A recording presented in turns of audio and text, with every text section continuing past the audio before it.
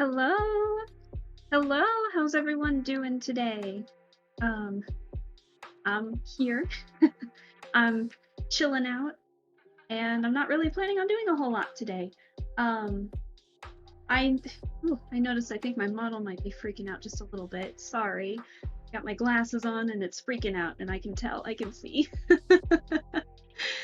So, actually, give me 1 second. Okay, I think we're good. Sorry about that. Uh,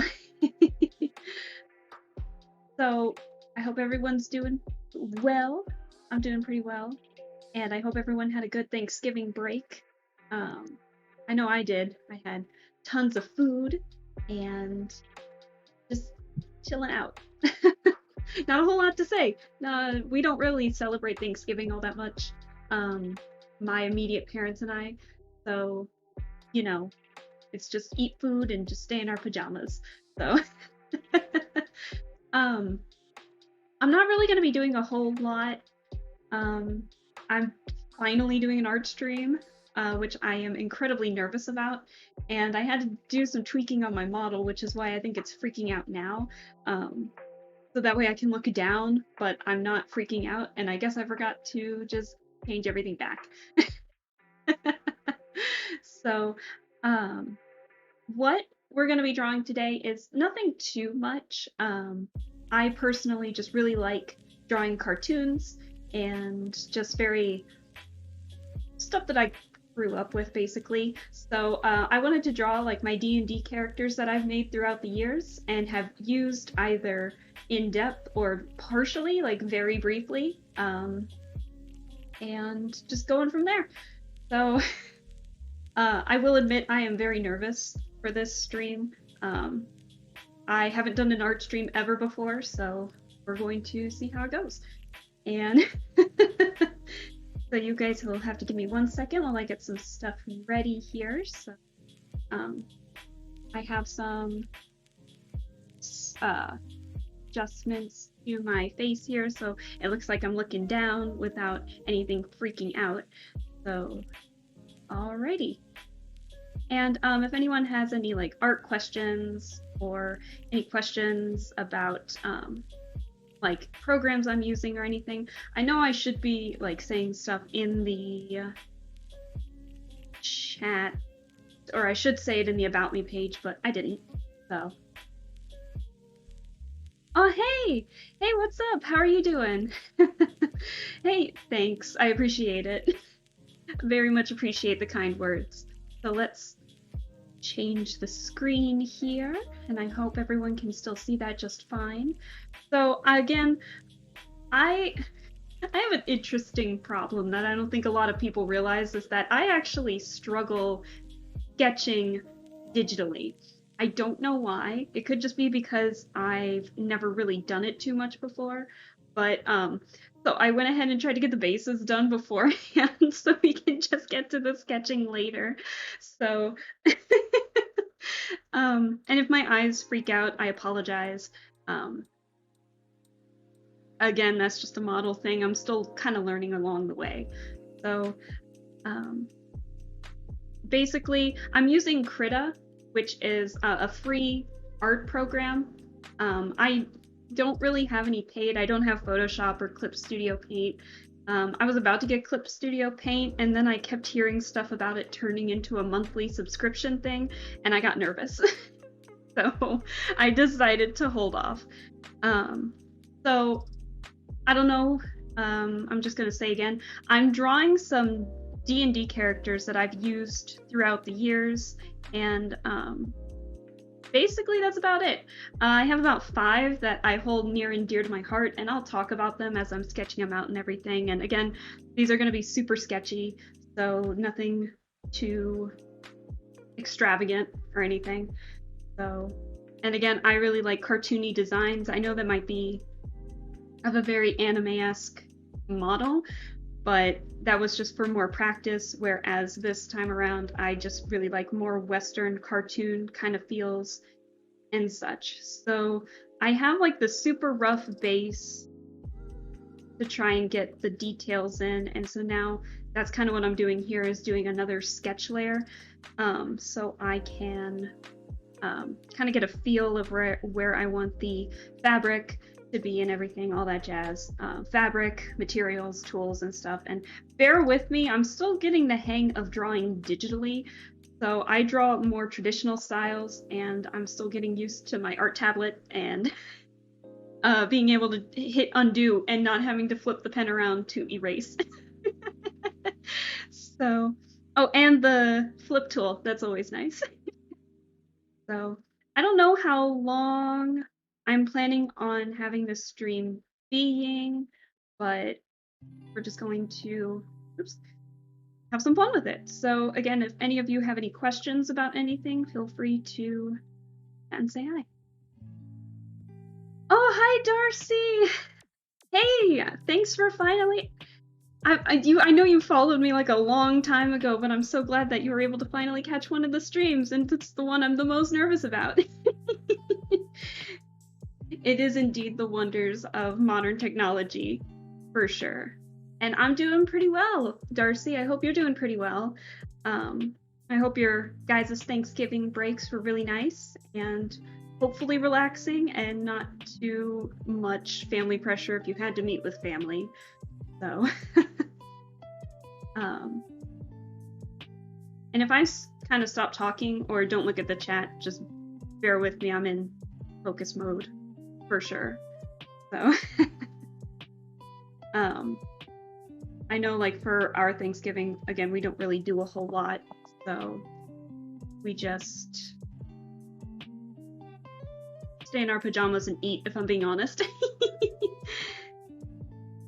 But so this sketch that I'm doing, I'm drawing some, like I mentioned before, some D&D characters that I've done throughout the years. This is one character that I have had in the works for a while, and I really, really want to use him, and I've only used him once in a stream before.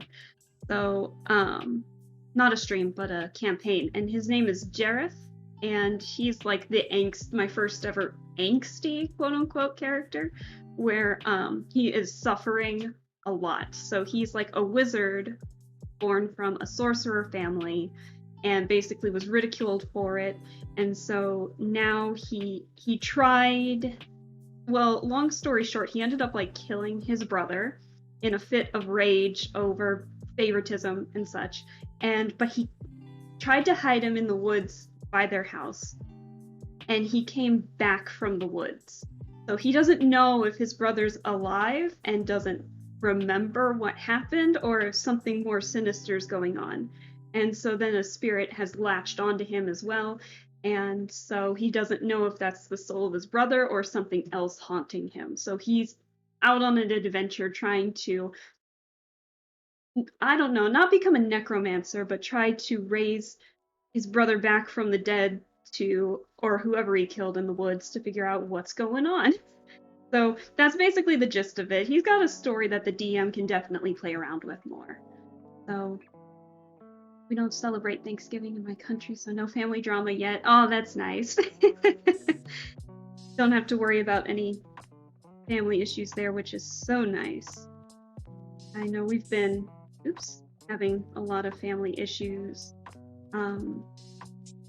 lately, so being able to avoid it in Thanksgiving, I mean, we'll have to wait for the inevitable Christmas, but that's a different story. But so right now, again, I'm not used to sketching digitally, so if it looks like I have no idea what I'm doing or if stuff looks odd, bear with me. I promise it'll be fine in the end. And again, I don't really know how much I'm going to get done in this, but I'll definitely try my best to make some kind of progress.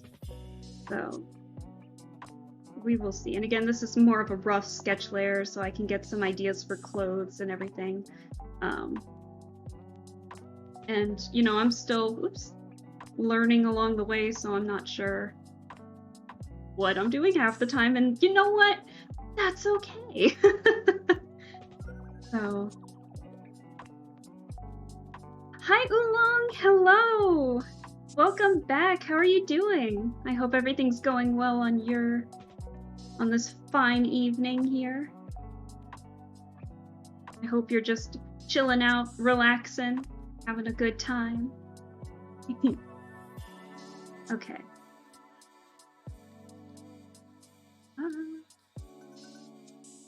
And also, I have a bad feeling that I'm going to be talking to myself, like, a lot. So, I do that when I'm drawing, where I'm just kind of like, is that right? No, not right. And then maybe. Catching up on assignments. Oh, good luck with your assignments. I hope everything goes well with those. If it's paper writing, whoops, good luck for sure.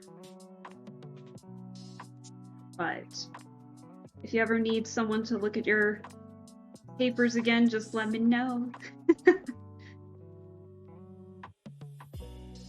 I'm forgetting what paper or pen I'm using. So I think, as you can see from this, I definitely have a more cartoony style. And I don't know why I put so much leg on everybody, because I suck at straight lines. So we'll just have to try our best when it comes to the actual line art. But okay, so I have the base of that, so now let's try our hand. Doing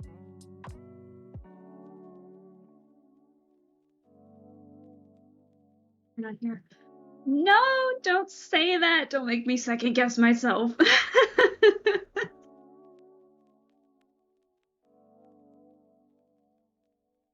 Okay. So I know for Jareth, I definitely gave him more of a cloak look when I was originally designing him. When the first sketch I ever have of him is full of pleats. So you can imagine my struggle trying to draw like an actual view of that. First and foremost, it was awful. So I don't really draw like poncho-like items all that much, clothes all that much, so I'm still trying to get the hang of it. But I guess Jareth does have, like, I don't know. He covers up a lot. He doesn't really show a lot of skin, and I guess no leg, but that's in substitute for a giant robe instead. So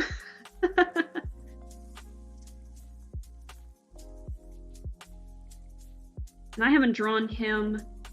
Oops. I haven't drawn him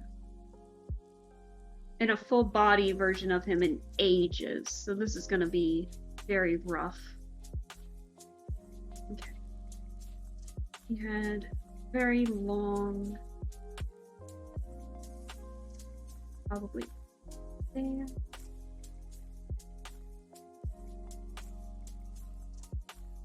Depending on how long it takes me to do these sketches, we'll see how long it takes. Maybe I'll go for, a couple hours. Oops, maybe not. We will see. I'm sorry if I'm reading your things late as well. I'm still trying to look and draw at the same time. The best editor, but thankfully no more papers, just a bunch of discussion boards and quizzes. Oh, well, good luck on all the quizzes. Sometimes quizzes are easy, sometimes they're not. Ultimately, it just depends on how, I don't know, I guess just how much you know the material at that point. So.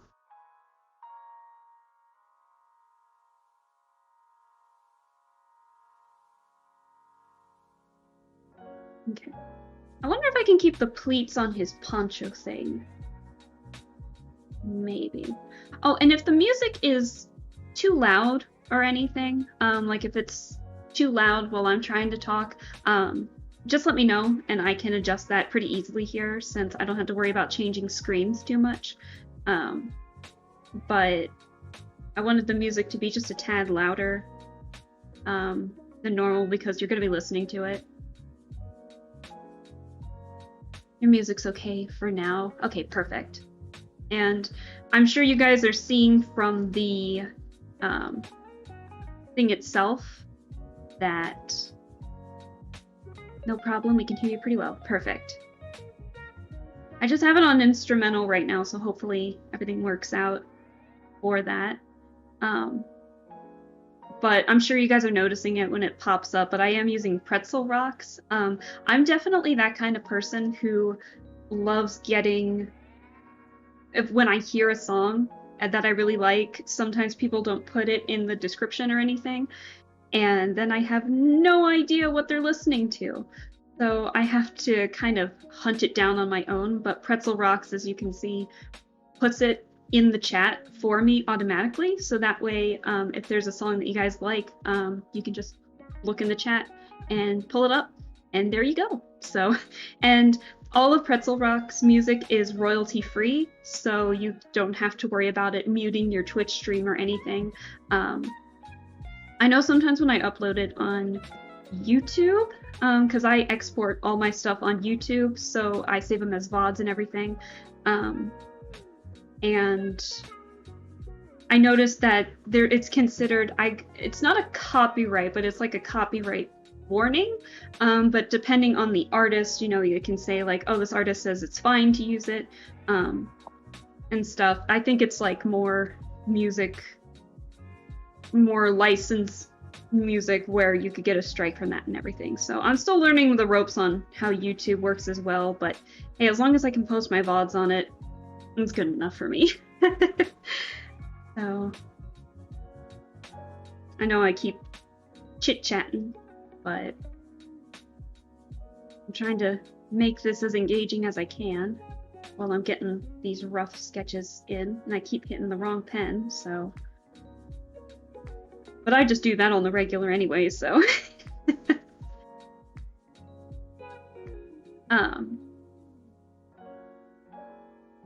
Okay. And then let's get his staff out of the way. Now, I'm gonna be honest, I gave him a staff, and I have no idea what the staff looks like. I just gave him one, because I thought it was cool. So... but to what it actually looks like, I don't know. So I'll have to figure that out along the way too. I'll have to improvise.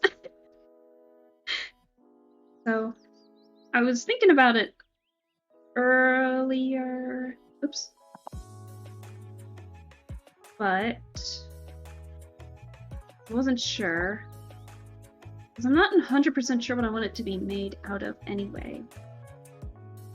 Isn't he a necromancer? No, he's actually, I'll answer both of these in succession. He's not a necromancer, but he is trying to find, like, some kind of, necromancer book to resurrect his brother. So, to figure out if, his brother was the actual person that he killed and not the haunted being that attached itself onto him, and he can't sleep. So basically he's got the haunted one background in D&D, and so that means something is attached to you, and depending on how the DM wants it to work, it could be giving you like constant nightmares or visions, or sometimes it even prevents you from sleeping. So but no, he's actually a wizard class. He was born into a sorcerer family with no magic, and they kind of ridiculed him for that. So he was like the one by himself. And so he tried, when he was younger, learning to be a wizard so he could,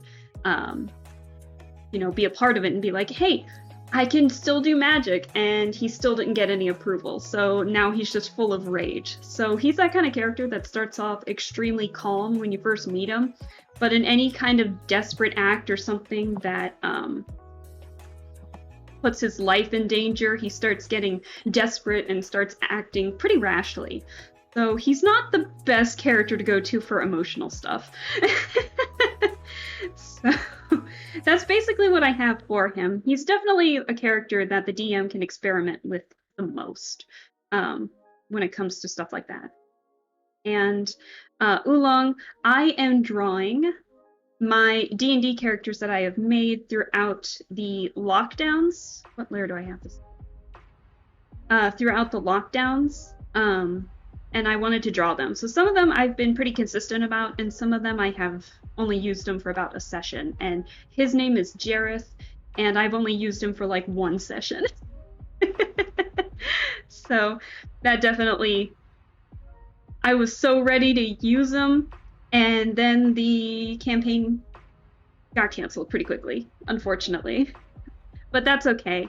I wasn't too mad about it. But one of my friends was actually going to be in that campaign, and they had a character by the name of Matrix, who I adored. And so as we started talking about our characters from that, because we were both a little disappointed that we couldn't use them, and somehow we like combined them so their stories kind of coincide with one another. And so now they're a package deal. Basically, it's like I can't use Jareth without Matrix, and they can't use Matrix without Jareth.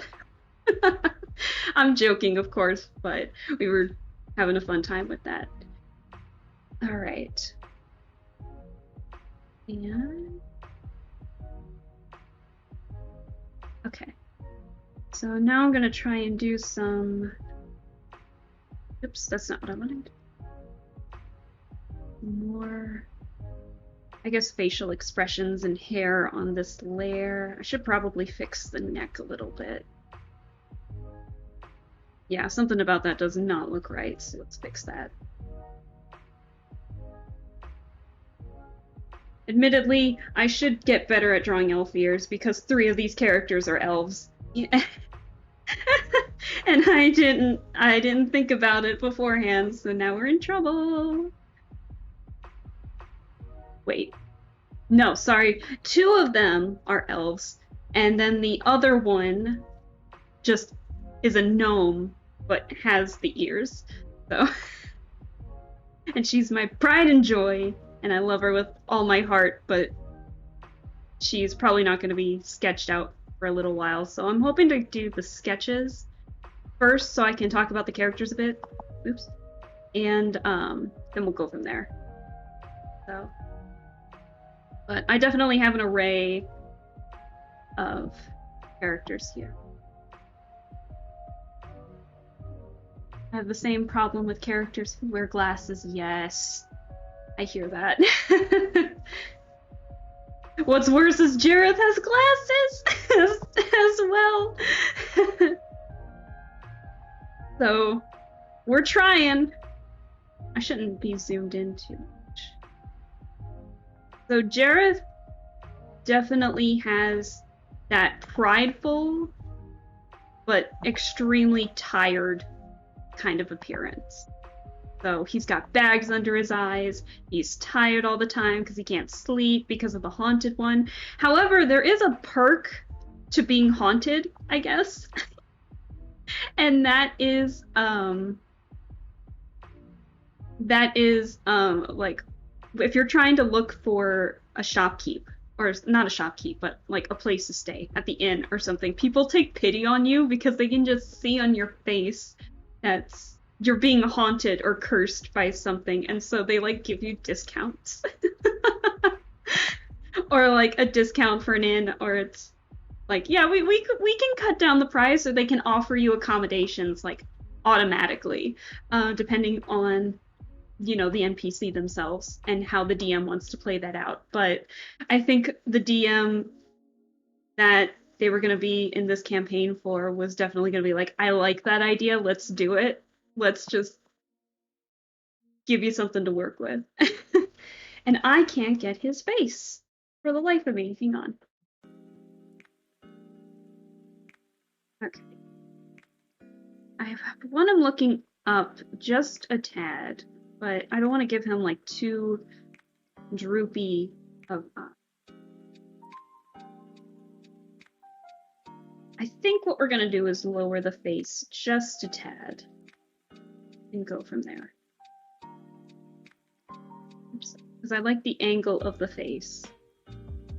It's not where the eyes are.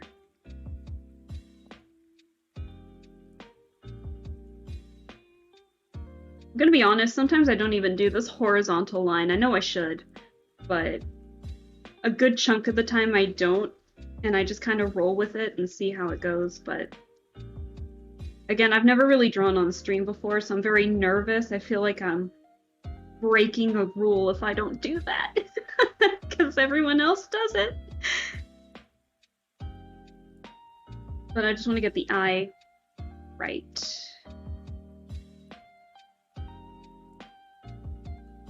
We'll make this sketchy and then we'll work on it in the line art later.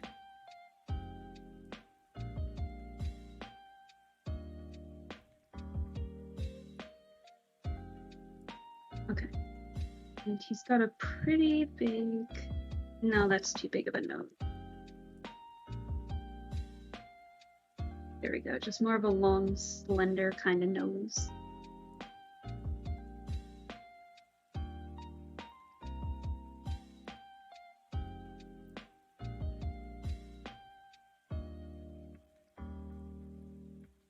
I think this is mostly just replacement. I'm gonna try to figure out what the hell I'm doing. I sketch so much better on paper than I do digitally. It's crazy how much I struggle with digital art. Everyone has their own drawing techniques. As always, aw, thank you. Yeah, I think it just takes some practice to do some digital art, but like, Darcy, I know you know this, but you've seen some of the art that I've drawn before, and like, I can do it, but you can definitely tell like when I'm sketching stuff out, it's all on paper first, so. And then I do the line art digitally, and so now I've never really done too much digital sketching. So that's where the issue lies, is just practicing for that. So. And Oolong, I know you've seen it too. You guys know exactly what I'm talking about.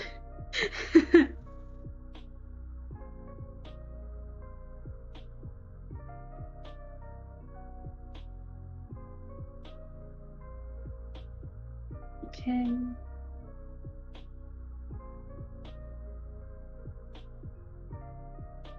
The true artist problems, that's for sure.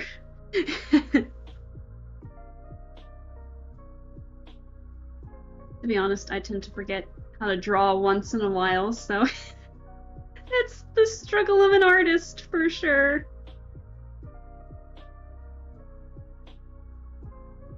I know exactly what you're talking about. Where is... Sorry, give me a second here. I thought I could do this maybe without looking at my own reference, but I guess maybe that didn't help. Okay. I got him pretty close to what I've usually wanted. It's just getting the hang of everything. And I know I've mentioned, going back to Jareth here, I know I've mentioned it before, he is a high elf, which I haven't really played a high elf in a while, so I forget the perks of what being a high elf means. But technically, they tend to have like warmer skin tones and warmer palettes in general, but he's got a definitely more of a colder look, and I'll fix up the ear later, when it comes to how he looks. So like normally like tanner skin and warmer eye color palettes and everything are usually the norm for him, but he's got like deep red hair and like pale blue eyes, so he's definitely a little different than his brother and parents. So okay, let's draw the eyebrow. Give him some pretty thin eyebrows. To be honest, the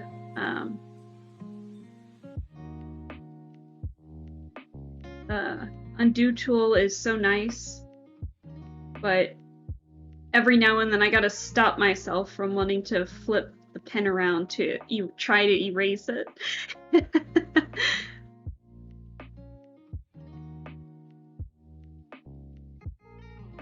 maybe from now on, maybe I'll try to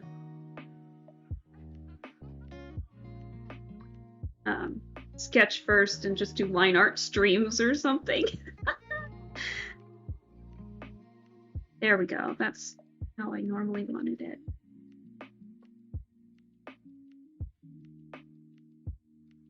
There we go. Okay. I have the general face, so now let's...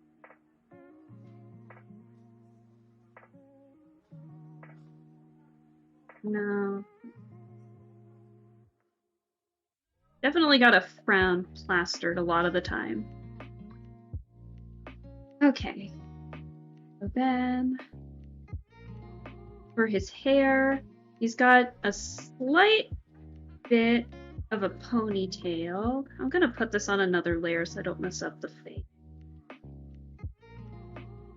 And his eyes are gonna be partially covered by his hair too.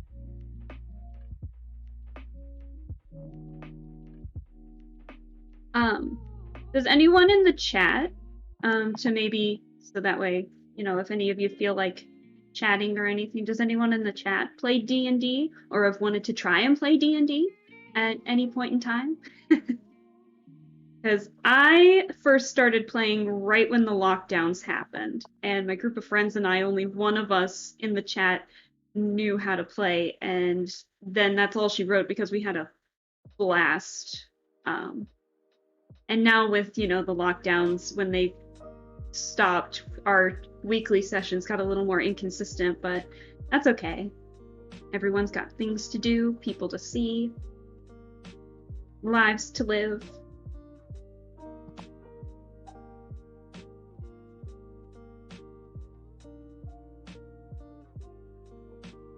How did I draw?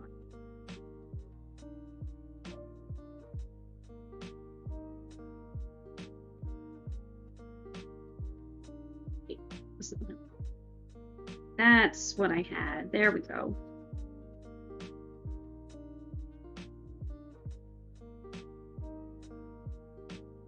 And so yeah, I have played D&D for like 2 years now, but do I still know what I'm doing half the time? Absolutely not. I usually tend to make characters that don't use magic all that much, so when I first made Jareth, I was like, how do wizards work? And my friend was telling me how wizards work, and I was like, this is absolutely atrocious. How am I gonna play this character? And I've yet to play him. So.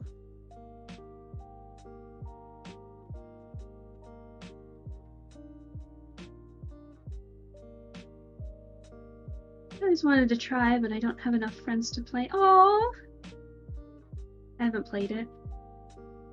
We'll just have to, Darcy, we'll just have to make a D&D group one of these days. So that way we can get you to play. I can still try to DM. We'll make it work. I may not be the best, but we'll try and have a blast. It'll be fun. It didn't stop me from creating D&D characters. Oh, yeah, if anyone has like any character ideas, you're more than welcome to bring them up in the chat. I love hearing about characters like all the time, so when people gush about their characters, I'm here for it.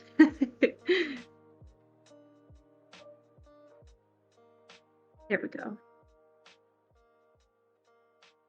Right. Interesting ponytail.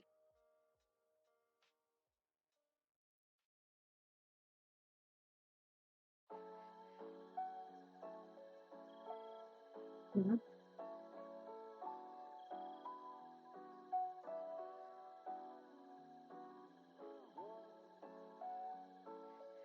Oh, that would be fun. Maybe if we can align with our time zone differences.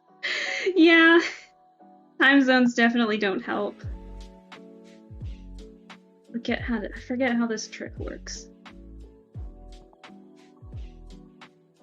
No. Well,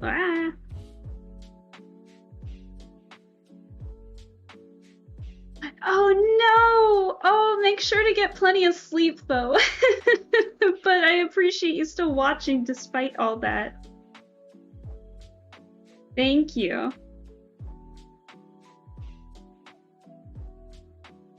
No, I want to. How do ponytails work?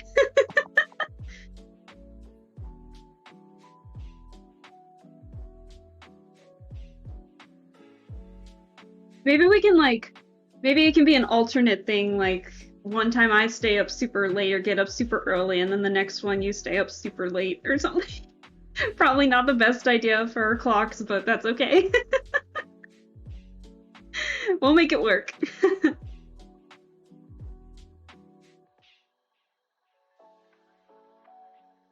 Okay, so yeah. Maybe if I make those longer.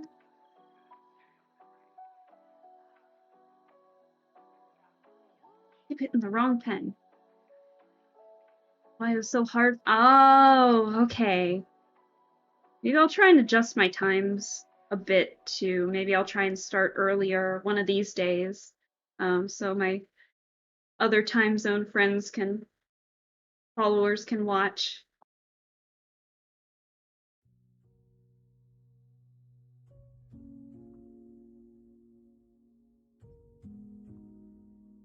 There we go. That's what I wanted.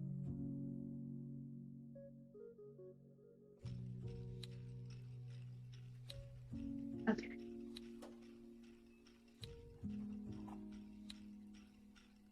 All right, so again, just a super rough sketch of everything. I think what I'm gonna do is do like the rough sketches just so I can get a feel for where everyone's outfit is. Hey, wrong pen again. And then go from there.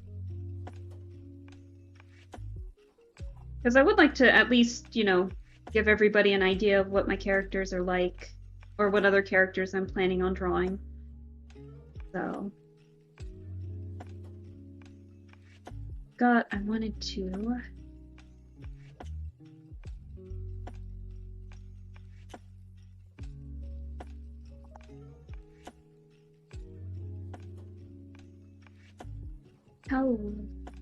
He's got like this magnifying glass. I know he wears glasses, but he's also got this magnifying glass that hangs off of his waist. I'm trying to figure out where exactly I had that. It's just like a monocle thing almost. Sometimes I can catch streamers from the US earlier in the evening because they start around 5 or 6. Yeah, I started a little later because I took longer to eat and get ready because I was drawing the base anatomy beforehand. So I usually tend to start around 7 anyways. It's my usual starting time, 7 p.m. my time, and I'm Eastern Standard Time. But yeah, it's definitely could be the issue. So yeah, one of these days I'll try to be more, you know, try a different time, maybe around 5 or 6. I can understand that not everyone is free to stream around those times. Yeah, I work. I have a 9 to 5 job, and so I do work, and sometimes I have to go into work, and it's like an hour commute for me sometimes, depending on the traffic.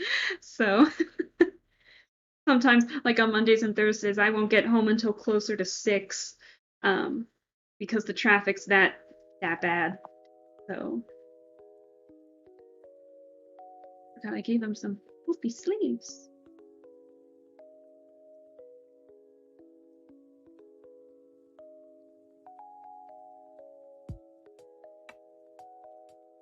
Ooh, I'm liking this song that's playing right now.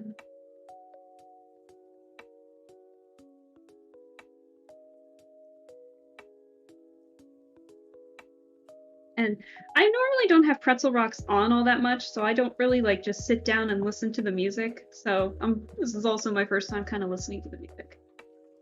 By the way, do you have a schedule or do you stream? I'm more of a stream for now. I'm more of a stream when I feel like it, kind of gal. But maybe one of these days I'll try and get a more consistent stream schedule. I think if anything, I try to stream twice a week. Now what it is, it's mostly been like a game that I've been playing because I've been addicted to it. But maybe this time around I'll try and play something else so that way, you know, people won't get tired of watching it. I don't think people are getting tired of watching it, but you never know. Sometimes I might hit a rock in that game and then it's like, well, now what do we do? You know? So, um, but maybe I'll try and stream 2 games at a time or something, or maybe get an art stream in the middle there, because I think one of these days I would like to do one of my favorite animators that I follow on YouTube. She does like these, what's called like a total request live stream. And what she does is people will request characters in the chat and she'll draw them and everything. And you know, in her own style and have it be pretty fun. So it's definitely a fan art-y kind of thing.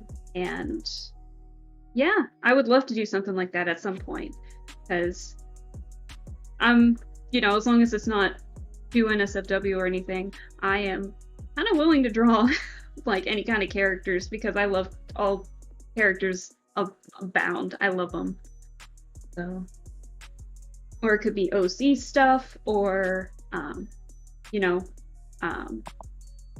gender bend stuff, or AU stuff. I'm totally down for it. Draw it. I mean, honestly, that's kind of what I have been drawing lately for the past couple of weeks. And then in terms of like independent art, at some point, I've been coming up with ideas for a Vampire the Masquerade campaign. Vampire the Masquerade is like D&D, but with a vampire society. And so different classes are like different types of vampires and everything. And I was addicted to it ever since I played Bloodlines, which I need to play on this stream as well. I can't get his hair right. I think I need to make it longer. I think that's what I need to do.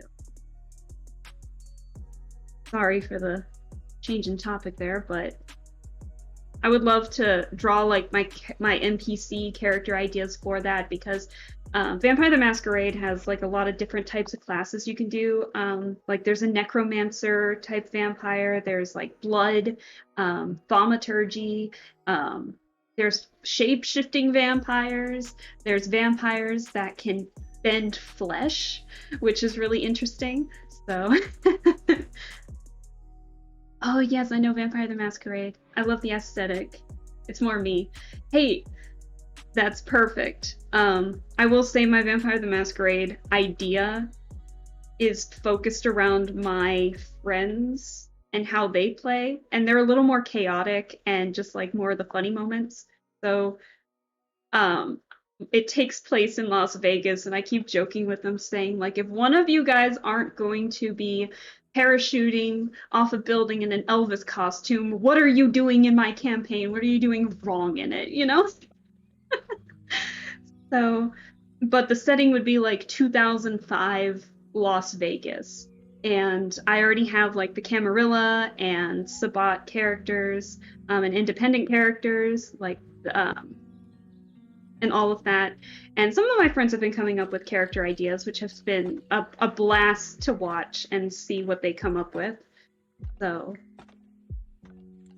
I would really love to do it, but we can't even keep a consistent schedule for like our current D&D campaign, so it's gonna be a while before we even attempt to try and do something with us with Vampire the Masquerade. So it's gonna take some time, but I'll be excited for it. And I can't get this hair right again either. Why did I erase it in the first place? Chaotic campaigns seem to be the funniest. Yeah, it's like that controlled chaos that I like, where it's like not too chaotic, but enough of a mess to where like everyone's having a blast and having fun, but not enough to where it starts getting irritating, if that makes sense. Because I have been in a one campaign, and this isn't like any immediate friend group. This is like a random one that I attempted where it was like chaos was everywhere, and I was just like, this is the literal worst. So it's definitely that controlled chaos to where the DM kind of knows how to handle different kinds of chaos so that way it doesn't go overboard. So. Okay, there we go. I think I just had to give him like longer side bangs. Now it's looking a lot better.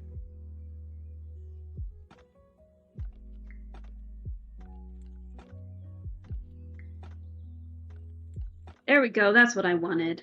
All right, cool. So we have the basic base of what I wanted Jareth to look like. I'll get the more details later, but I want to at least get the basic sketches of my other characters before we go on any further. So let me get my reference here. I'm just getting references on my phone here. But my next character, her name, she's in a campaign that is currently running right now and has been running since like spring or summer of 2020. So she's definitely been around a lot longer. Her name is Priska, and she is a Triton character, so she's part fish. So I'll be super excited to draw her. She's a ship captain, and I really love her design. She's a bit of an asshole, and the group just found that out, so it's been an interesting endeavor. So, Priska is the kind of character that can play off being helpful and nice, but is ultimately very selfish unless it involves her crewmates. So she is the proud captain to the Cerulean Siren, which my friend helped me come up with that name, and I love it. I adore the name so much. And so it's a passenger ship, but she's also part smuggler. So basically, you know, if there's like someone filthy rich on the ship, she and her crewmates work together to like steal stuff that they wouldn't really notice is missing, so that way they can get by in terms of living, because they're in a world right now where there's a potential for war, and so they're just trying to stay as neutral as possible. And right now the rest of the party found out that she was going to just leave them ashore at this one fish market that we're at, and so now everyone's pissed off at her. So yeah, I was gonna try and keep it a secret as much as possible, but then someone used Zone of Truth on me, and I rolled a nat 1, so I'm like, you know what, we're gonna roll with it. And it was great. So it was a lot of fun. It's a lot of fun to be the asshole character every now and then, because my characters tend to be more the voice of reason, so it's a lot more fun to stray away from that every now and then. So, but yeah, they found out she was going to abandon them, and we left to do some kind of a mission off her ship, so we haven't really left just yet. But there's a scene that I want to do that involves her talking with her crew, that I'm hoping that everyone will, or not everyone, but at least one person will eavesdrop on, because right now they're all saying like, oh, she's such a selfish, bitchy character and all of that. And you know that like they're not mad about her as a character or anything, but like the rest of the characters, not the players, are like, oh god, I can't stand her, she's terrible, she almost left us here. And But she does have her reasons for being selfish, so I'm hoping to get the chance to be able to have that scene at some point. But that ultimately depends on what's happening in the campaign. So, but she's definitely a fun character. She's got an interesting weapon. She's got like a shrimp pistol that we've dubbed the shrimp Glocktail. And that's pretty fun. And she can call on a handful of her crewmates using a what else but magic conch, because our DM really likes SpongeBob, so so she can summon any one of her, like about one of her 5 main crewmates to help out in battles or in kind of social events if they're more charismatic or strong, depending on the situation. So that's been pretty fun to deal with. And they've actually helped out in investigations as well. Because we found out that whatever they're holding, it can teleport back, because basically it teleports them to where you are. If you're like, okay, I want to summon, Yavik, my navigator, for whatever. And that is true. My navigator is named Yavik. And so I would use the conch and it would like teleport him to me. And what would happen is whatever he's holding will teleport back if I say, okay, you're good to go back to where you were. And so we were trying to solve this case in a fort, a soldier fort, and we found this literal bin of evidence, and I was just like, all right, I'm summoning so-and-so in, and I was like, take this stuff and leave, go back. So we had the evidence, and like they couldn't hide it away after that, so that was a lot of fun to mess around with that. So you gotta think on the fly, and so we were able to get that to work, and that was a ton of fun. But Priska hasn't had too many noteworthy scenarios in the campaign yet. But thankfully, now that we're getting back on the Cerulean Siren, we're hoping to, focus a little more for her story as well. So we'll see how that goes when we actually get to that. But I have faith in our DM. It just ultimately depends on if we can actually do the campaign this month. So. Alright. Not the best hand. Oh well. So she's definitely got a fishy, typical pirate look, but she's not a pirate, she's just a ship captain. And funny enough, to try and get in the spirit of making her character, I legit started listening to sea shanties so I could try and make her. I had to get into character. And if that meant listening to sea shanties, then by God, it was listening to sea shanties. So,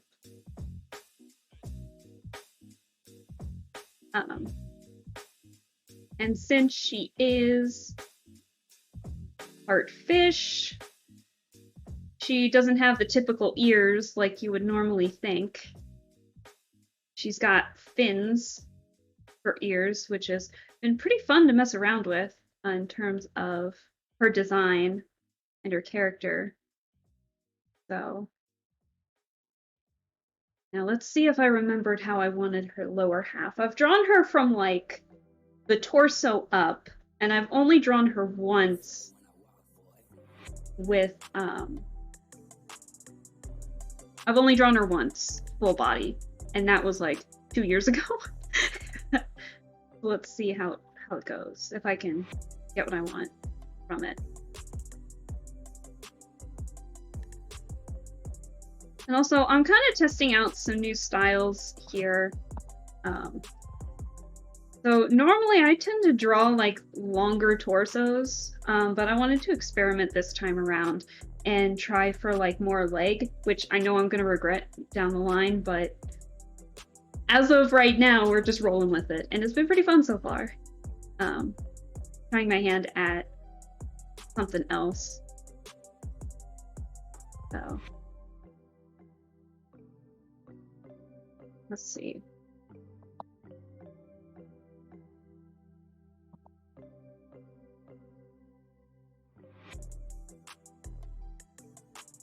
Give me a second to remember how fabric works. I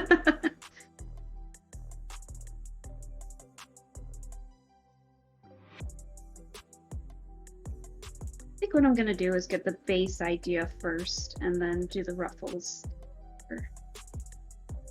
Because she's kind of got a frilly, the tails of her jacket are a little more frilly, but overall she's got a more masculine type wardrobe, I guess is probably the right word. So I have to go sadly, but I'm glad I've been able to chat with you. Oh, well, thank you for staying as long as you did. I hope you can get some good rest and we will chat another day. So hopefully I'll be able to watch you more in the future. Yeah, feel free to drop by anytime and say hi, or if you just feel like lurking, feel free to. There's no obligation to chat. Sometimes I try to stay chatty, so if anyone wants to be, they have the opportunity to, but you're welcome to drop on by anytime. So thanks for coming and staying, and you have a good night, because I know it's late for you. So we will see you later.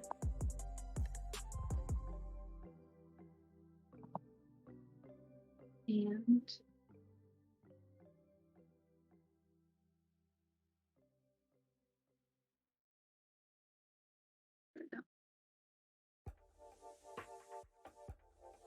okay, let's get her pants at the very least.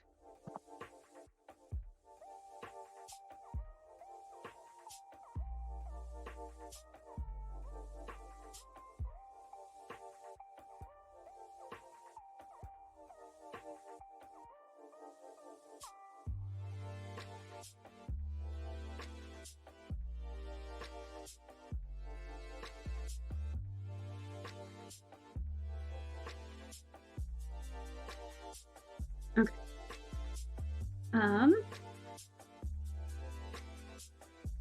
So yeah, for everyone else in the chat, if anyone's got like any D&D questions, I will try my best to answer them, but no promises if you ask anything more advanced. But in terms of characters, you know, you're kind of getting the feel of maybe how the characters work because of what I'm doing here, so I hope you maybe get some idea. I forgot how I wanted her shoes to look. I think I wanted them to be like little boots, now I think about it.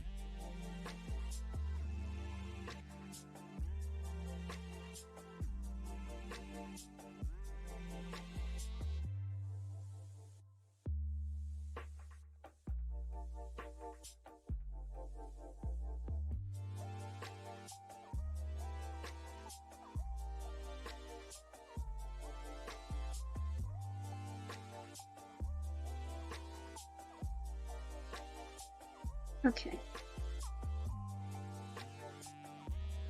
I'm getting the hang of drawing variety of feet. I know that's the weirdest thing to say, but in terms of like how shoes work and feet in general work, I think so far was drawing my best at, or trying my best at drawing more full body shots. I've definitely improved on my feet. I know that's the weirdest thing to say, but I've been having a lot of fun like drawing shoes and different designs for them. So let's see how I wanted her shoes to be. I kind of forget how I wanted her shoes to look, if I'm being honest.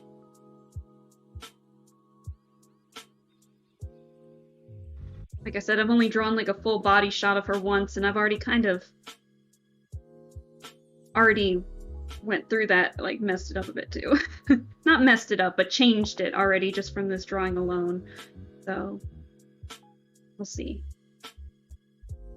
Okay, and now time for the face.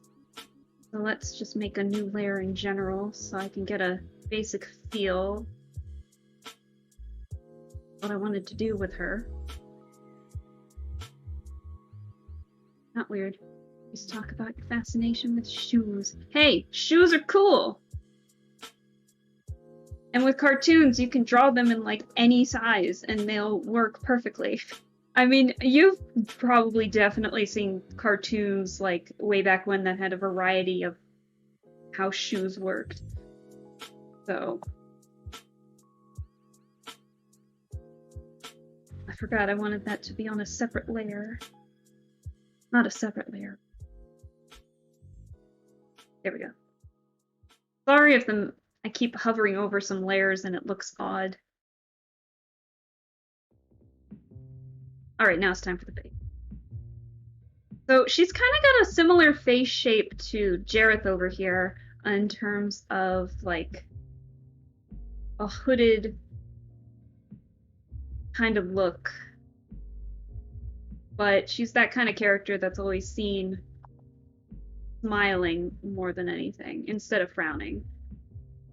Like a very deceptive kind of smile. Like she kind of looks bitchy, I'm not gonna lie.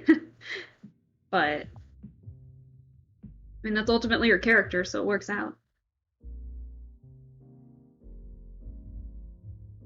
I mean, you're doing magic. Oh, don't say that. It's just drawing, but thank you. I appreciate it.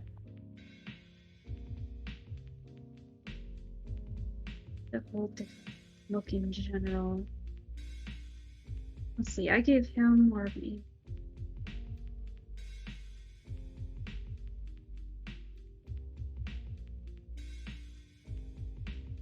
Yeah, I wanted her to look up just a little bit. She's also got a pretty flat nose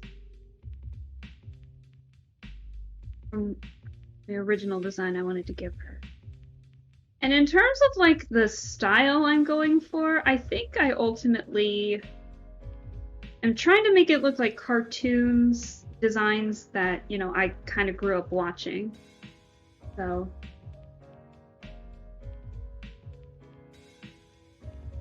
I definitely am more inspired nowadays by like Western cartoons and the like. Oh dear.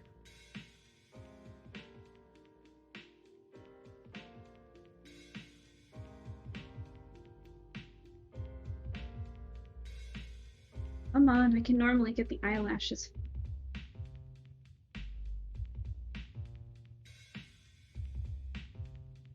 There we go.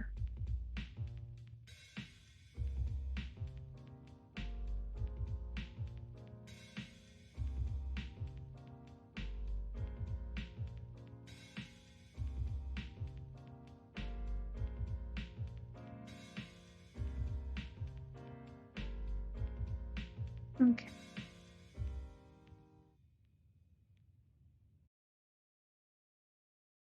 And I wanted her looking up, but also looking down. The other character down there. Give her some pretty oval eyes.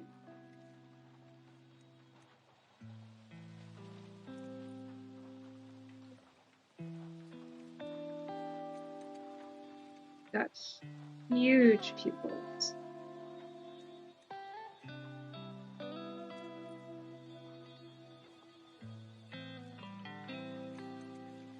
Let's trim the nose down just a little bit.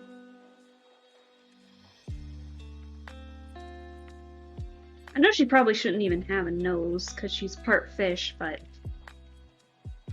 damn it, it's my design, so I get to choose what she looks like. I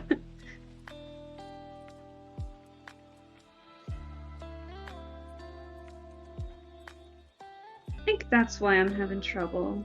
She's got The sclera, that's the word I'm looking for, is not white like the other typical characters. She's got like navy sclera. So it's kind of jarring to see her like this. Not gonna lie.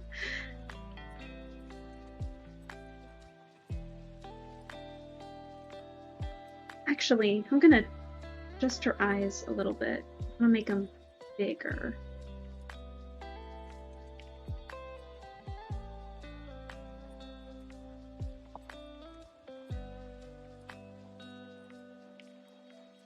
Not circles, but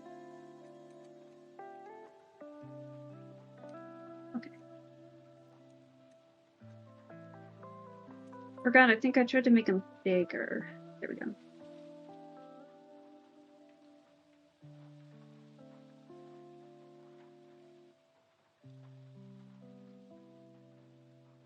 I think that's what's throwing me off a bit.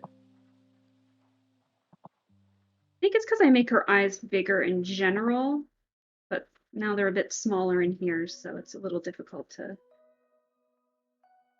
determine. There they are.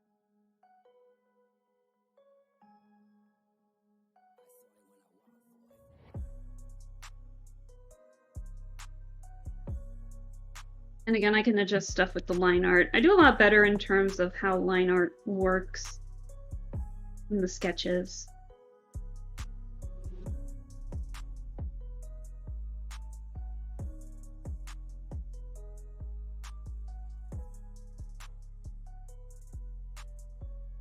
Actually, let's keep the eyes blank for now until I know exactly where I want the pupil.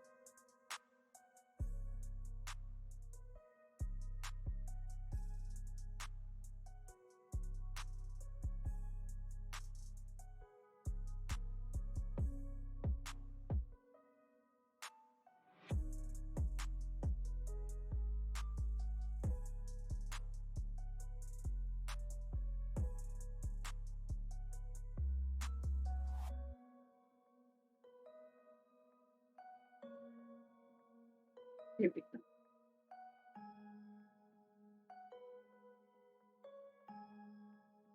No, that's too big.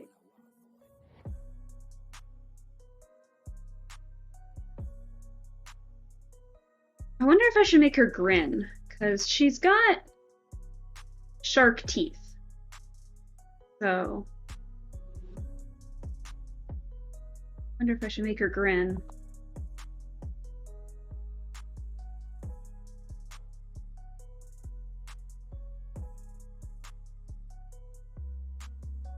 Oh, that's too low on her. Too high. Gosh, she looks so weird without the darkened sclera. I'll have to fix that.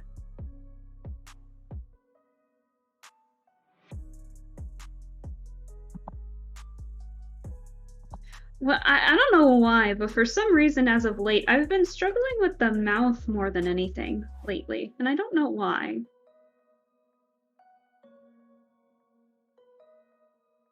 Actually, we're not done yet. Okay. Actually, we are going to do it on a different layer. And that is her fins, which are basically her ears.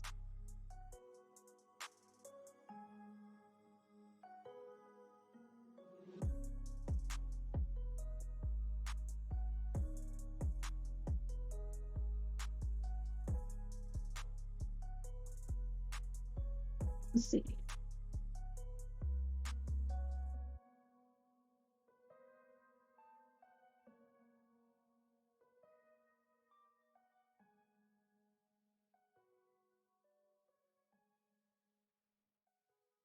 Sometimes I can do this in one take, and then other times it takes like a couple tries.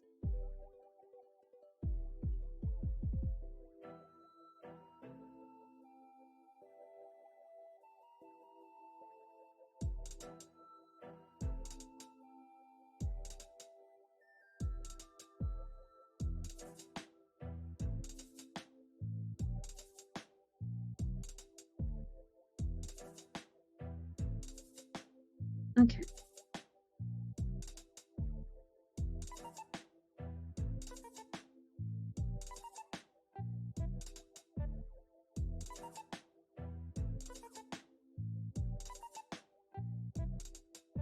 Actually, I think I'm gonna use that a little bit. Behind her head, just a bit.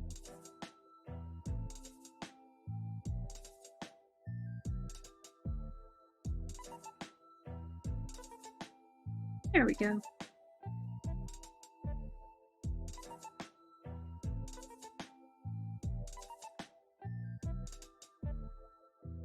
Alright, and now it's time for the hair. We're gonna do one more layer just because I don't want to mess up the ears just yet. So yeah, she does indeed have hair because, again, I felt like it. Got straight over bangs that do cover her eyebrows partially. And I'm gonna darken the face, just lighten the face just a little bit so I can see what I'm doing here.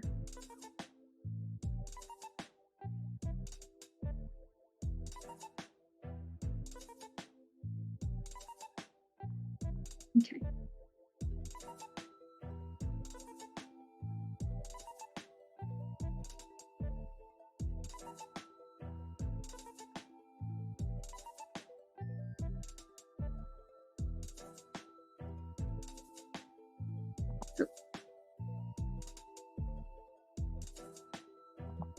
Right, I gave her just a little bit of a bump from the bang.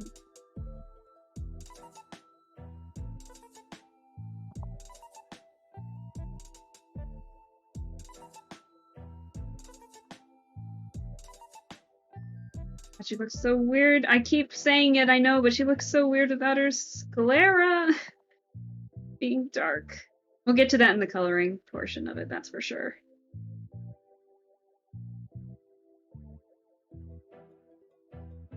Got some pretty curly side bangs. Give her just like the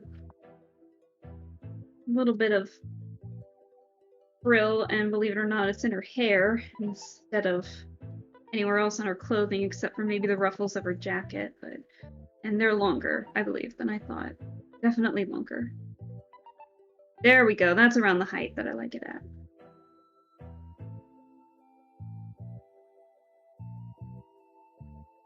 Can't tell. Hair's probably my most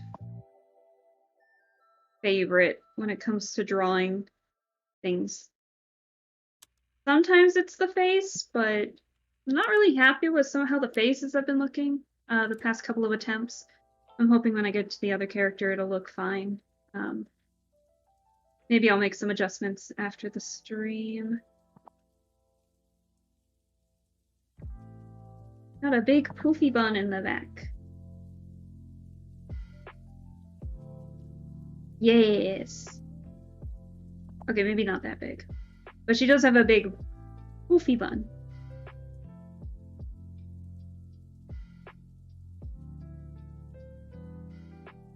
Okay.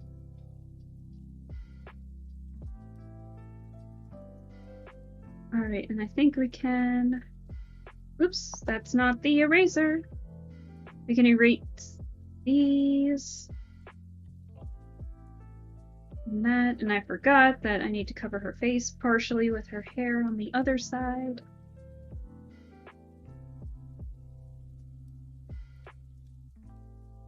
There we go, it like hugs her face.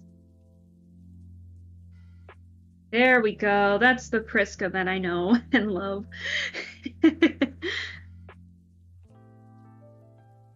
Okay. I feel like maybe I need to adjust Jareth a bit more, but I can do that later. I want to get to the next character.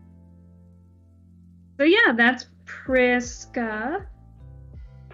Wait, I'm going to... Actually, no, I'll keep that.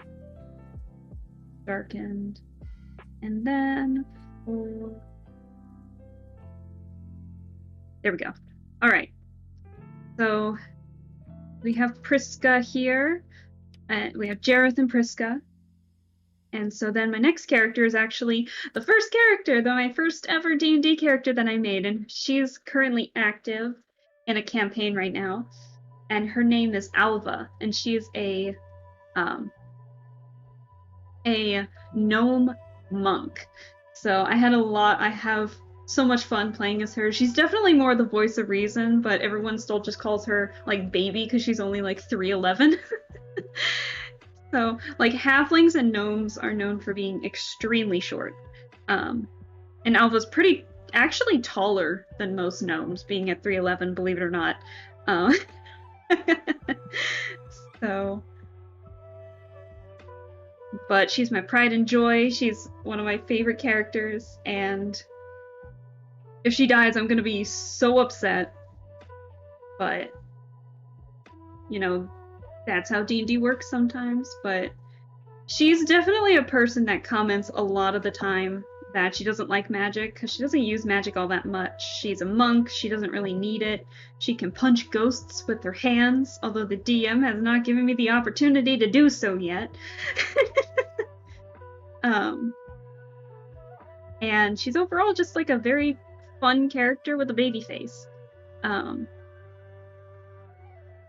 love her with all my heart. And she's not wearing it now, and I'll probably do one with and without one, but she has this giant poncho that basically just swallows her whole silhouette up in just a poncho. So she's a ton of fun. I love her. It's a mess, but I love it. And I just looked and I realized I forgot to draw the neck on Priska, so give me a sec to do that. And her general face.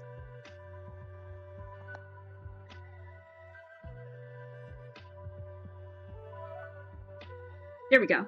Alright. And then for Alva... So Alva grew up in a monastery in the mountains. And it is such an extreme climate that it's pretty isolated from what her teammates have gathered. And it gets to the point where like the monastery also like volunteers to go down the mountain to search for bodies that didn't make it to the village in time before they froze over. And so she has helped volunteer to do that. And basically she's got the folk hero background. And what that means is she saved her village from a major threat. And so then her monastery, the owner of the monastery, said that she needs to go and find her own adventure to save other people using her skills. And so that's what she's doing. And she found herself with a pretty chaotic group, but, you know, at this point, she might be fed up with them, but gosh darn it, I think she loves them with all her heart.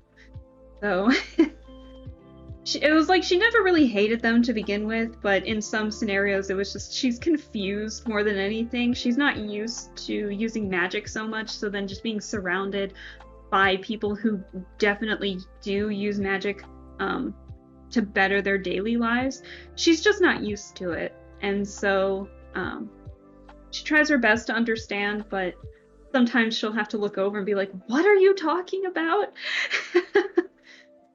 So she's definitely unintentionally extremely violent. She doesn't mean to be, but just like the rolls sometimes go too well in her favor, and sometimes she accidentally like, oh, I don't know, I roll a nat 20 and manage to kill somebody in the ankle with a dart, so... Or, you know, decapitate a walking skeleton with a shovel, so... It's been a time with her, and I love it.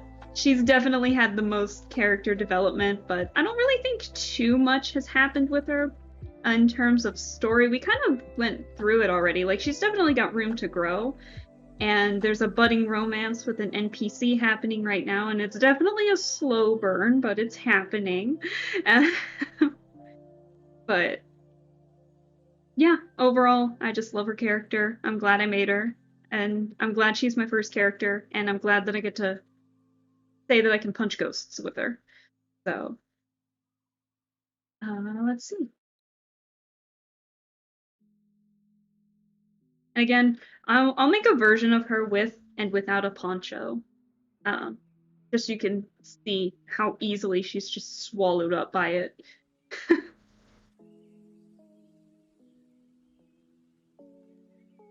I wonder if I should make her hands sideways and see the.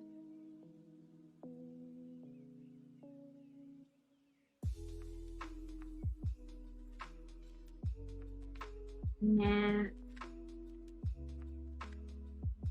So she's definitely a more serious character, but she's not like stern to the point where she's gonna be like the Debbie Downer of the party. I think she's one of those characters that can help reel the players back in, so that way we can focus again on the story, basically. So I think that's her role as of right now, and that's fine with me for a first character. Felix, hello! How are you doing? I'm glad you can make it!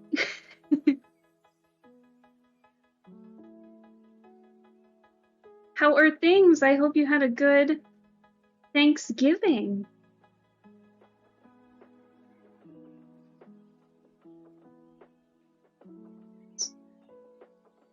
I hope everything's going well. I am drawing I'm very sleepy. I just got home from helping mom. Worked overtime, so oh no. Oh, I'm sorry.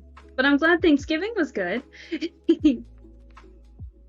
So I am sketching up my D&D characters that I've done down the line. So I'm glad you were finally able to catch this one, because you're my DM for one of them, so so that's always fun. Oh, hey! So yeah, I'm drawing Alva, or I'm sketching her up right now. But I'm just doing some sketches right now because I'm not used to sketching digitally and I need to get better with that. So I did the bases off screen, and then I'm just sketching the designs now. So I've done Priska and Jareth, and so now I'm drawing Alva. So I'm drawing her without the poncho first, so. How did I want her shoes to be?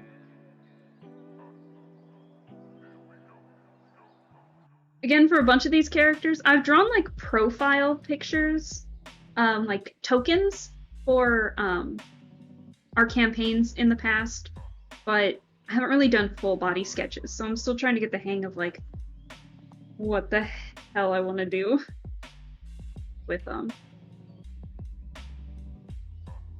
While still making it look like, you know, cartoonish and fun, but still trying to be detailed. Nice, nice. Sketching digitally takes a bit to get used to. Oh, don't I know it? So.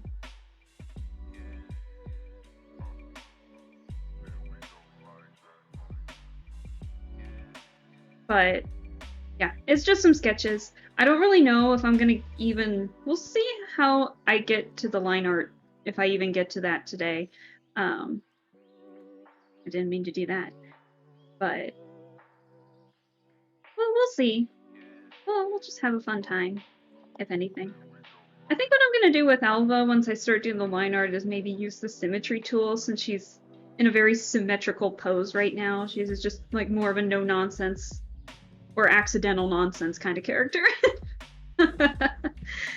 Since my DM is here, they can tell you that, yeah, Alva tries to stay out of trouble, but somehow manages to get into it every now and then. tries not to, but it happens.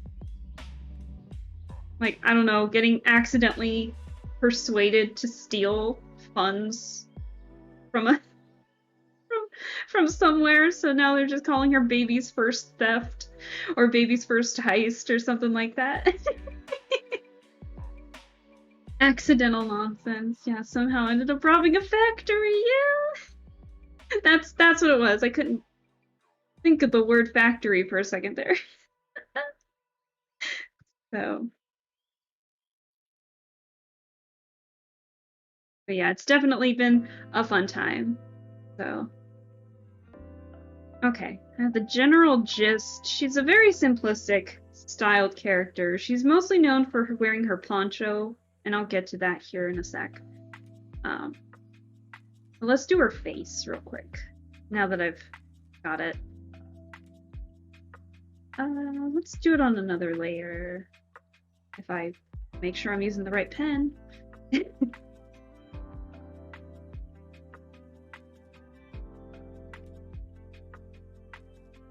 And she's got, like, I draw her with such ginormous eyes, I don't even know why I'm bothering with the line in the middle, because it's not going to be enough for her face. Actually, let's get her ears. She's a gnome, but she's got huge ears. It's almost like she still hasn't grown into them yet, even though she's like 95.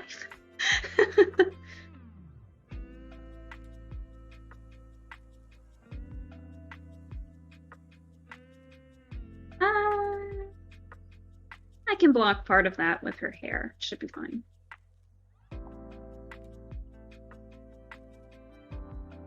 She almost looks like a goblin with this, but no. I was talking about how Alva has the ability to punch ghosts, and that she hasn't really had the opportunity to really let that shine yet, so I can't wait to be able to punch ghosts.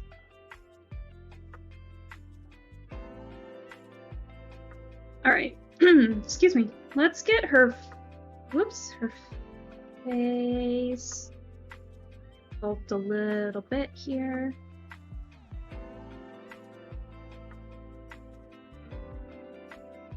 We shall see when a ghost might pop up for some punching. Yes, it needs to be a very punchable ghost, alright? Either that or I need fantastic rolls. Like, you know, when I rolled that, I was talking about the one time when I rolled a nat 20 and managed to kill somebody in the ankle with a dart. Or the heel. That was it, not the ankle, the heel. So, that was a time.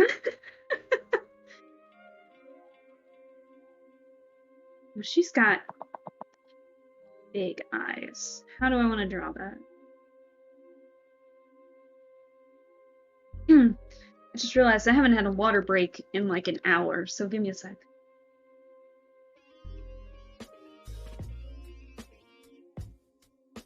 Alright. Oh god, yeah, the dart!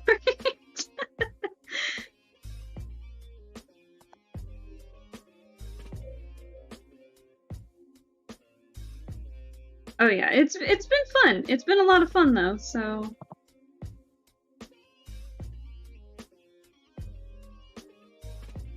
Yeah, Alva's my first character, and she will forever continue to be my pride and joy. I'm glad I made her as a first character. I'm changing up her face a tad, so it can kind of match the style that I have going for Priska and Jareth a bit.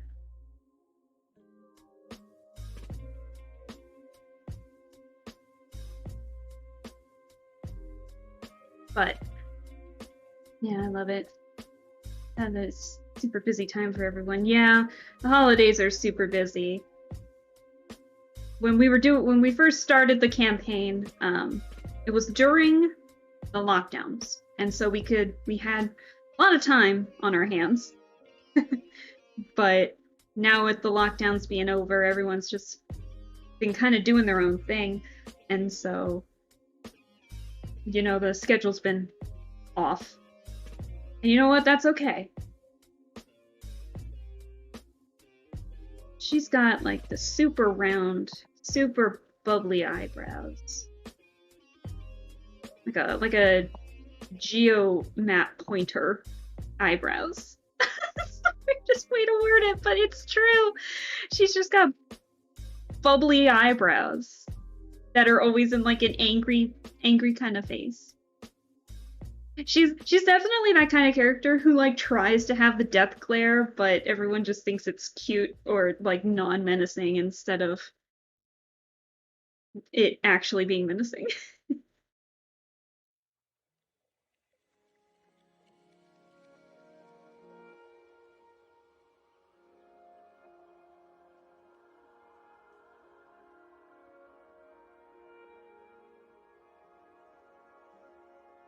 She Angie?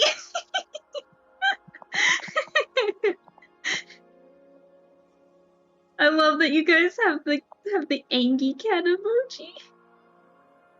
With that, she definitely Angie, but she's our little Angie baby.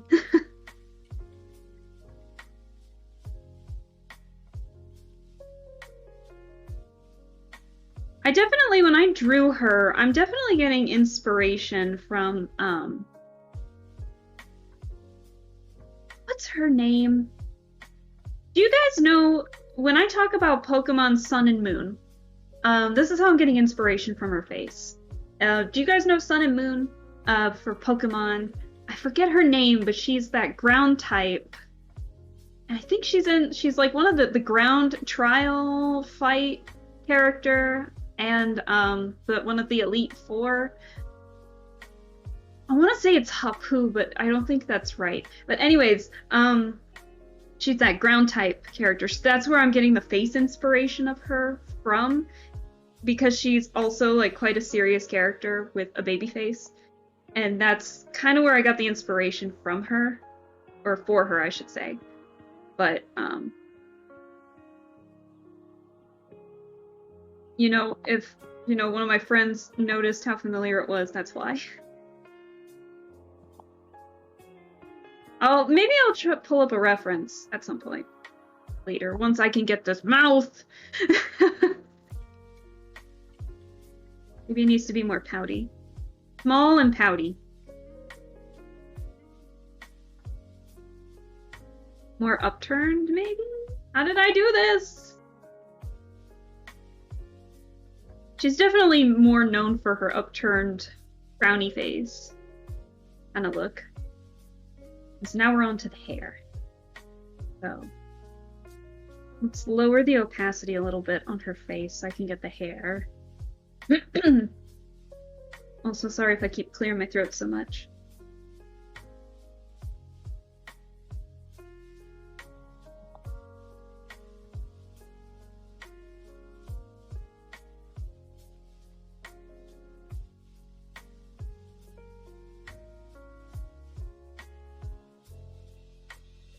Oh, wait, yes! Okay, so I was right. It was Hapu. I was right. Okay, I wasn't sure what her name was. But yeah, that's the inspiration that I'm getting for Alva's face, is from Hapu, from Pokemon Sun and Moon. So...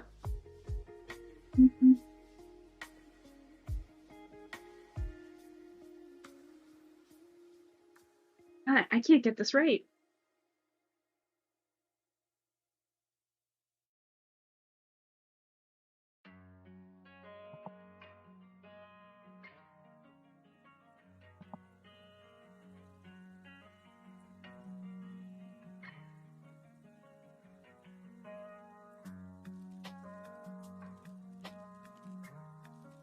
I didn't really play Sun or Moon too much since I played on a friend's account, but I definitely see it. Okay, perfect. As long as you can see it, that's all that matters.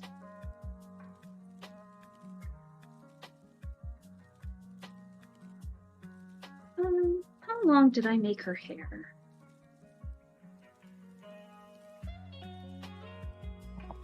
I wanted it curling inward, if I remember correctly, and I proceeded to curl it outward.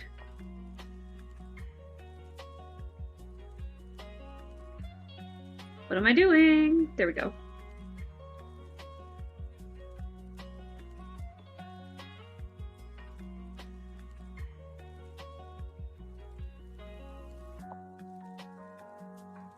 So she's definitely got more simplistic hair compared to Friska, especially, but Jareth a little bit too. It's not necessarily unkempt, but it's definitely just messier, I'd say.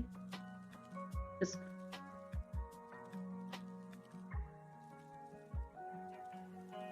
in terms of what... Oh, didn't mean to do that. In terms of what I'm going with.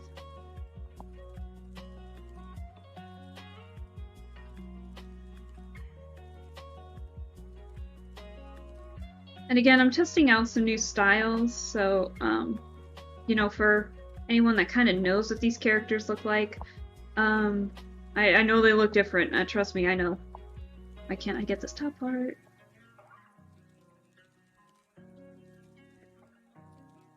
He's got a bit of a ponytail in the back.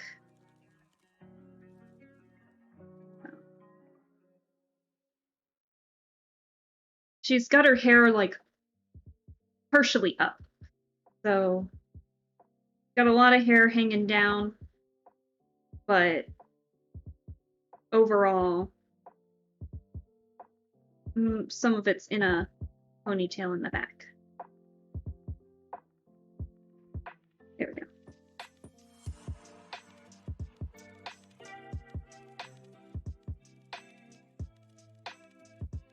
Okay, and then for her ears, she's got some earrings.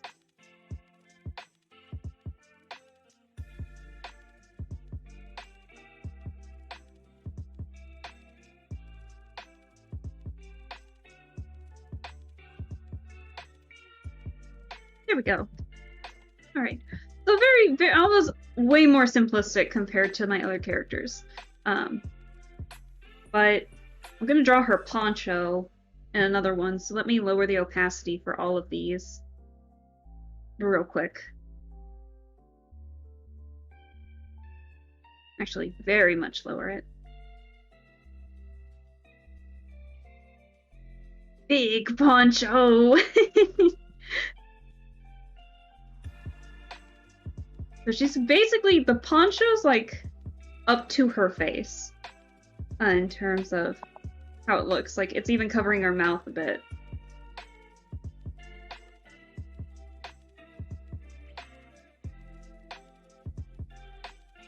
And so there's nothing really intricate about her poncho. It's just when I was making her, I just really wanted a small character just being, you know, eaten up by fabric. So, but I haven't really drawn her in a poncho for so long that I kind of forget how I originally wanted her to look with one. Ultimate warmth for the deadly freezing mountain. Yes, I did indeed bring up the mountain. So.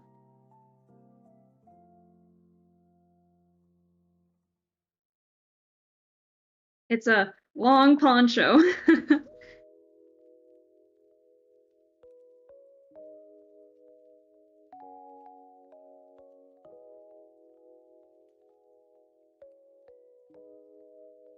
Gotta survive those freezing temperatures somehow. Gotta collect those hypothermic bodies somehow.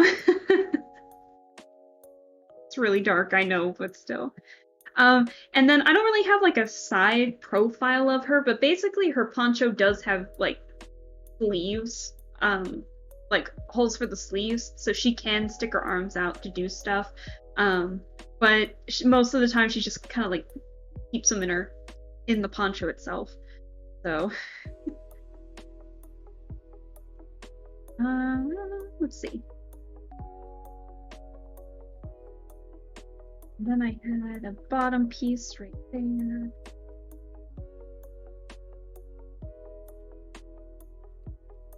So yeah, Alva's definitely more of one of my symmetrical characters in terms of how her design looks and everything.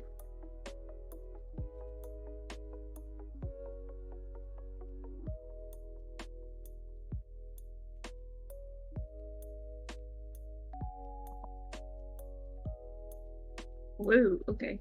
Can't draw lines, but there we go. And inner layers, I guess. The like her clothes themselves, they were originally brown and had like a lot more fluff to them for the winter cold, but now that she's in like a warmer climate, she's turned to like some blues, a little bit of thinner clothing, so that's what she's got on right now. Excuse me for that. And then the poncho, her poncho hasn't changed. She's still got like a big brown poncho, which kind of contrasts with her blue now, but she can't get rid of her poncho now. It's too iconic to get rid of. So yeah, there's Alba. Let's lighten up the layers a little bit. So we can, I guess I can get her face at the very least. There we go. Alright, so we have Jareth, Vriska, and Alva now. And so the last two characters that I'm going to be sketching are from one-shots that I've been involved in.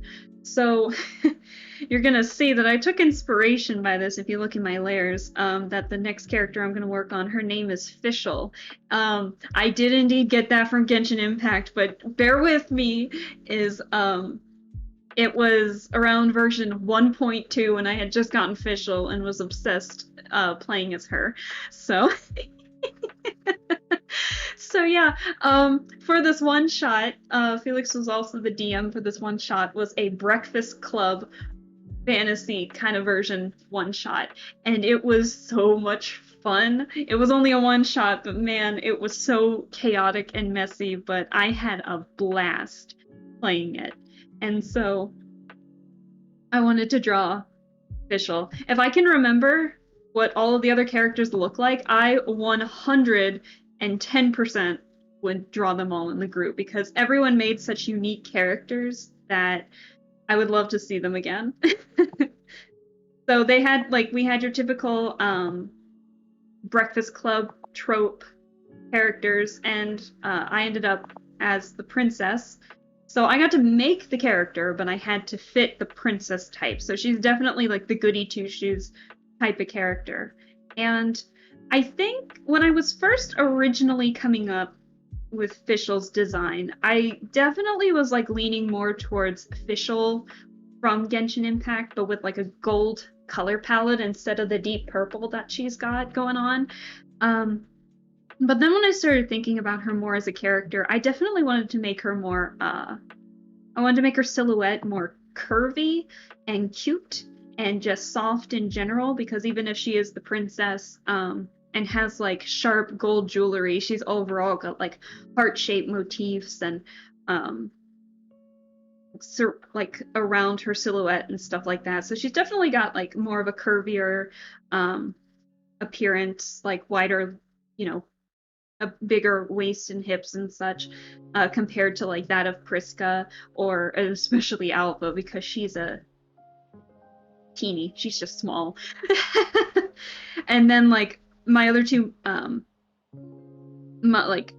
characters, like Jareth is a string bean kind of character.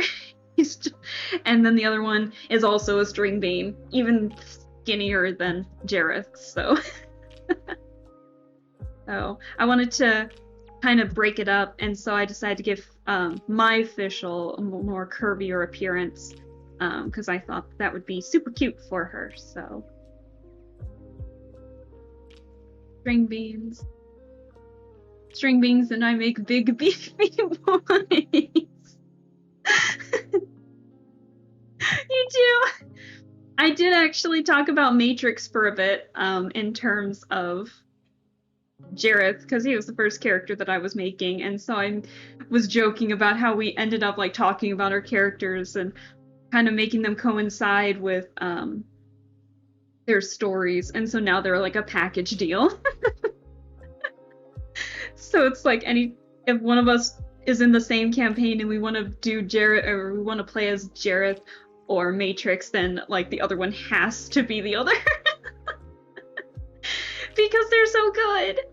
And I want to see more of their dynamic. They seem like a hoot, and I love it. So, Matrix, my boy, Matrix, your boy. I forgot to mention who Matrix actually was. I can't really. I don't want to say anything wrong in terms of the backstory, so I'll just describe his character. He's definitely like a himbo kind of character, who's an Earth Genasi, that I believe Felix you mentioned was like focusing on the opal. I can't remember. I'm sorry, but it was definitely like a multicolored gem as veins, and I thought that that was really cool. Yes, big himbo who rushes into things, an anxious wizard. Anxious string bean.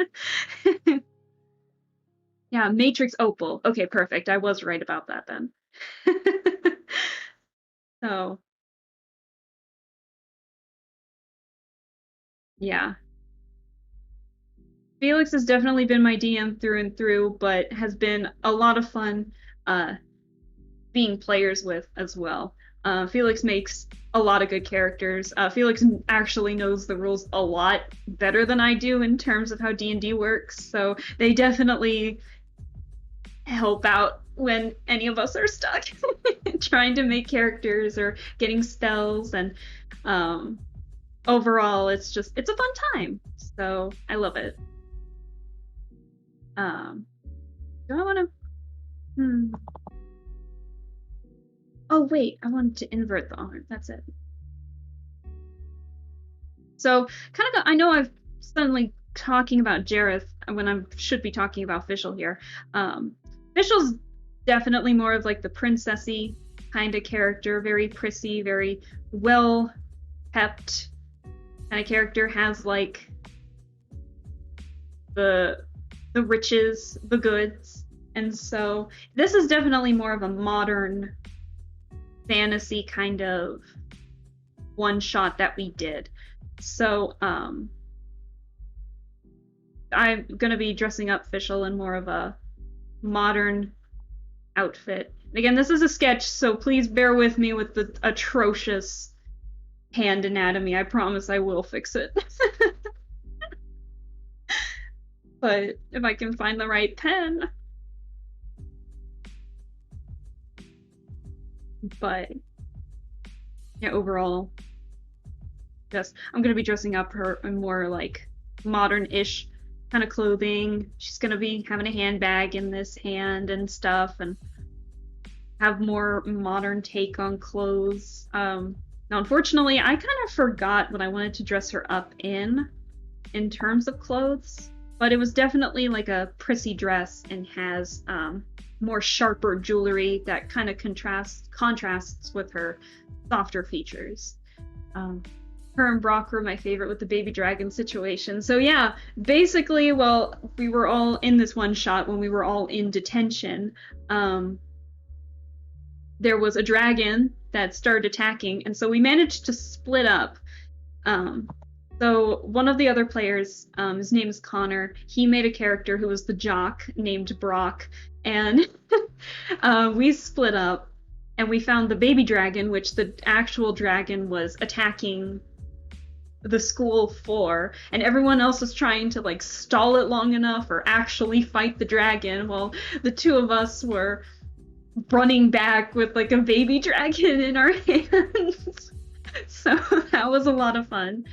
And then when we managed, so the dragon, this is how I pictured it. The dragon made like a hole in the floor, and then it had ice powers. Once, I can't remember if it was the dragon that had ice powers or someone used ice magic and ended up making like a bridge from the ceiling or the floor of the school to the basement that we were in. And so Brock slid down, and our Felix made him roll, and he rolled terribly and tripped on the ice. So then I jumped and started laughing at him as I was sliding down, and then I also proceeded to roll terribly and also fell in the exact same spot. So I would love to draw that. I keep saying that I'm going to do it, and I never do. But that's definitely the dynamic that those two had, and that sums it up pretty easily right there. It was a dragon, a white dragon with ice breath. I remember it being a white dragon. Um, so yeah. It was a lot of fun. So I would love to play Fischl again, in a campaign. I always thought she was a fun character. Let's see.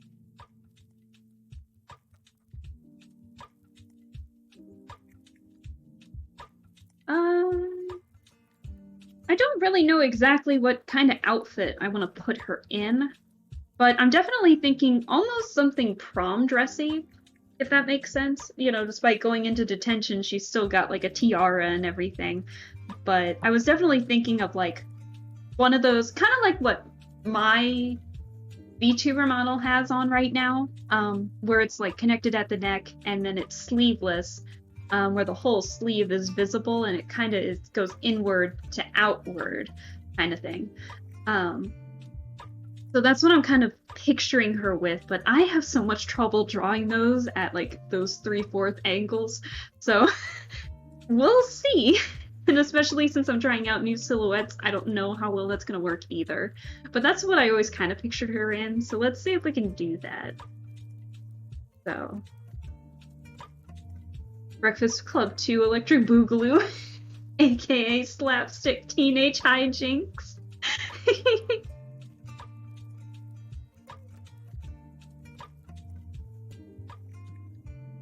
So,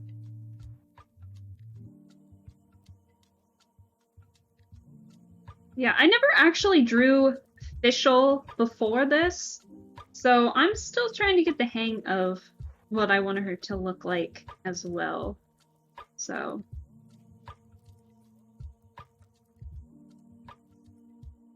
but I definitely want her with more of like an A-line dress. If that's even like the right way to say that, I don't know.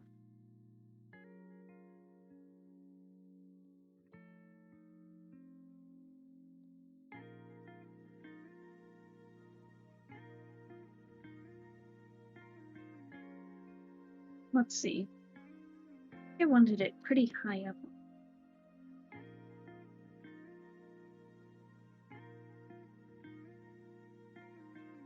Okay. She was definitely dressed up for detention, that's for sure. I don't even know what she did to get into detention in the first place, now that I think about it. She just was there. Felix, do you remember why Fischl was in detention?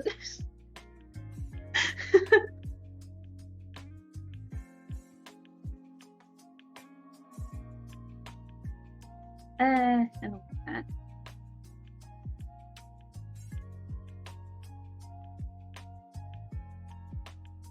I know I'm getting her leg here, but oh well.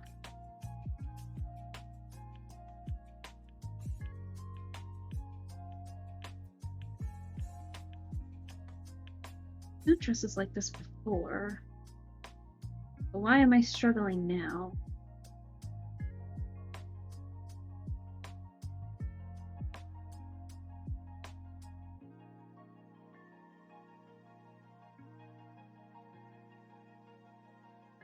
I just know you all ended up there. I don't remember if we established what you did. I think it had to do with falling behind in classes. And that would make sense.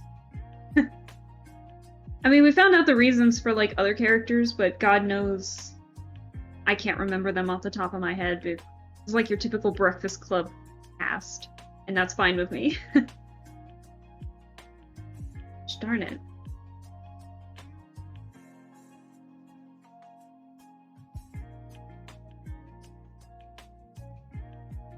There we go, poofier A-line. Yes. So she's definitely gonna look a lot more modern compared to the other characters in this lineup, but that's okay.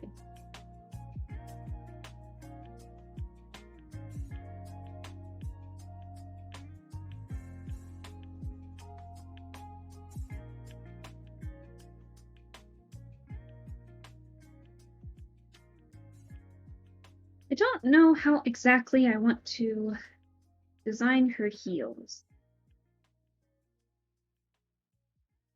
Maybe I'll bejewel them somewhere.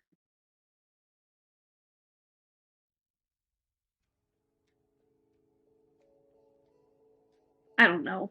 I don't know what I'm doing with her shoes.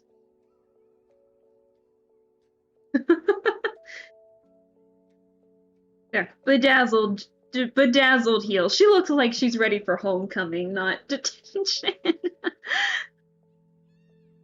Let's see. I wanna... Nah, I won't. Maybe I can cover this up just a little better.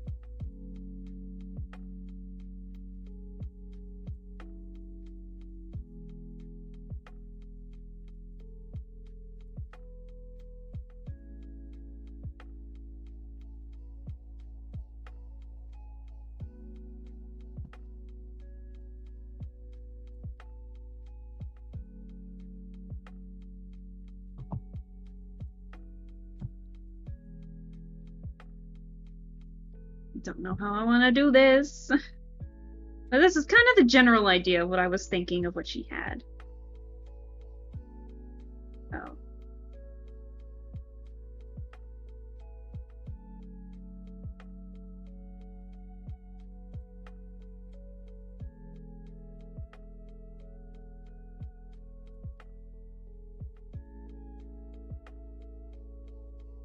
There we go. I think that works a little better.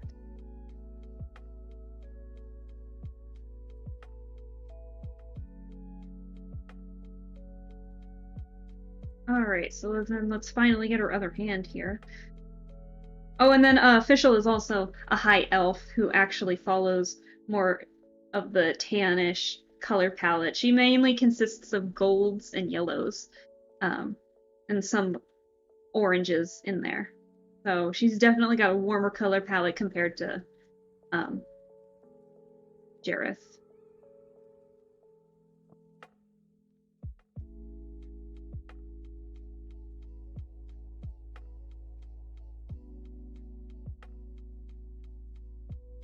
Oh man, that's a wonky looking hand.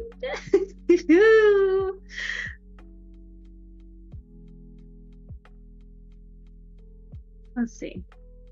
No.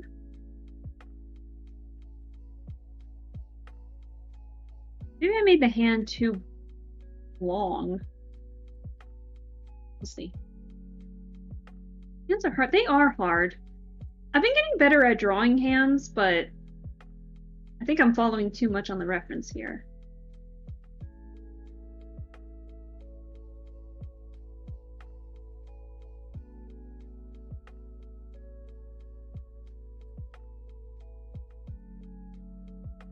Yeah, I think I'm making them too big compared to her other hand, so we'll shrink that.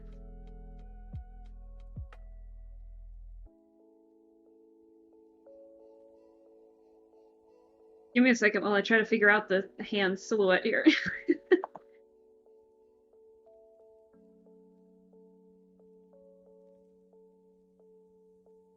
Okay, that's kind of what I'm going for, so we'll cheat. We'll cheat. Meow.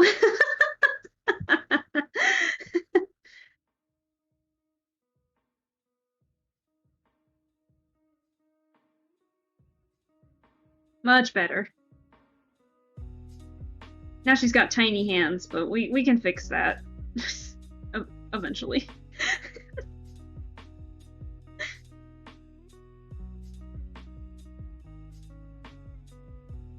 gives her the chance to show off her shoulder a little more.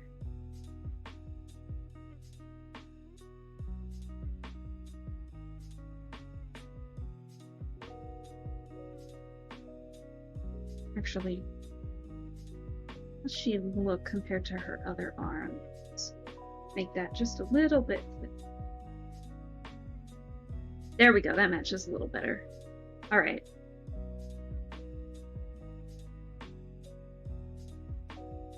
Alright, and so then let's sketch up a handbag. Because I need to. Because I hate myself, and I can't draw purses, but screw it. She's getting a handbag. That's what I envisioned her with.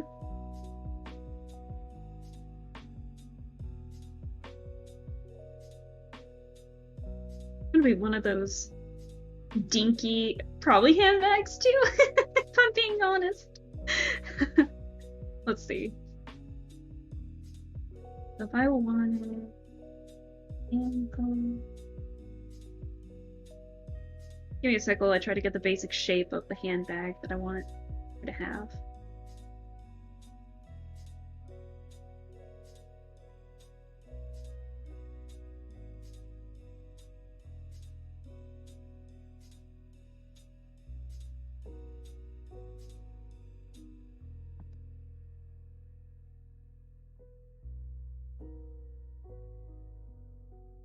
And I swear I know how purses work. I use one on the regular.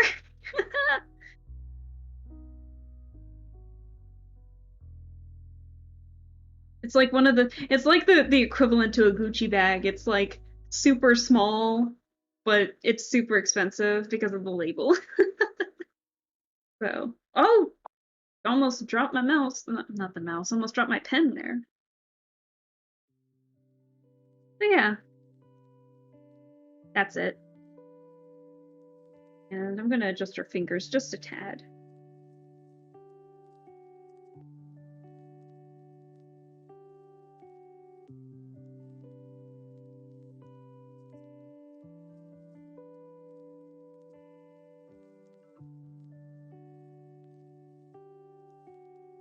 We'll probably fix that in the end there. But for right now, I want to try and get as much done in terms of the sketching as I can so we can continue with our last character. How do I want the bottom of this to be? I want it to sparkle.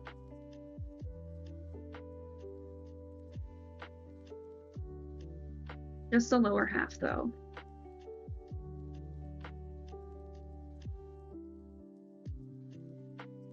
I'll think of like designs later, but I think it might be some of those that maybe I won't do with line art, but maybe with the coloring itself later. I think is what I'm thinking of. Okay, so now it is time for the face.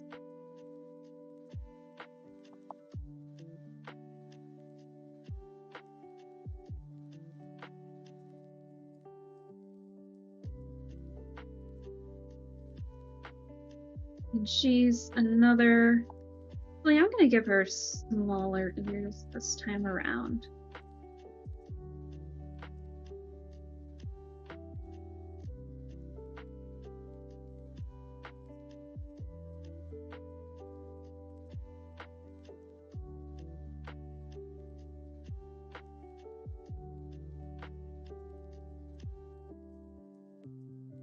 Okay.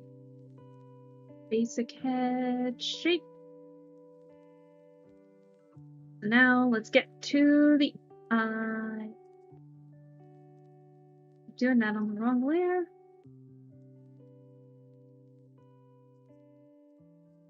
Alright. I totally forgot to do her neck thing. Hang on. There we go.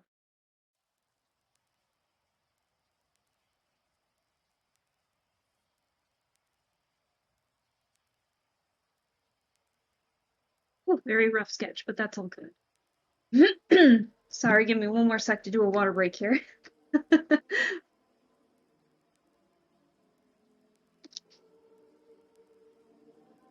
Alright. Now in terms of her face, I don't know if I've really had anything in particular for her face. Other than just cute, maybe? She didn't really have sharp eyes, but I don't want to say she had rounded eyes like Alva's per se, but I think that might be the direction we're going with. Maybe upturned eyes is what I was going for her.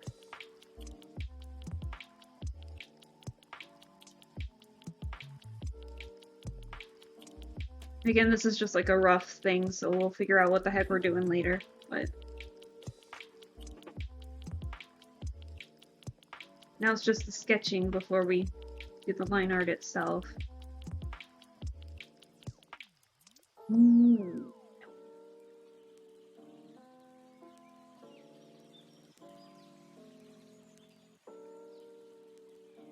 There we go. Yeah, I definitely was picturing her with more an upturned.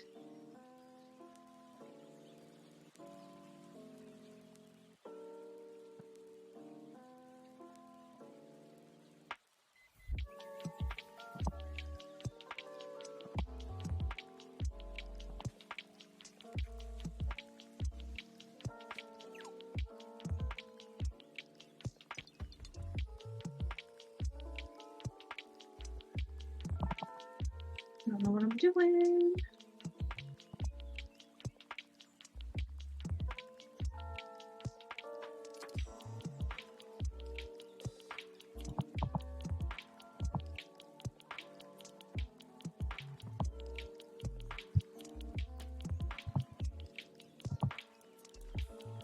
Can't get the eyelashes with how I'm picturing I want them to be. There we go.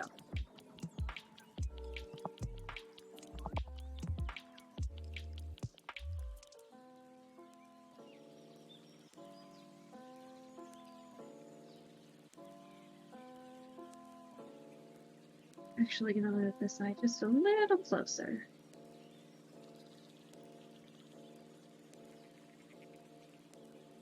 Okay.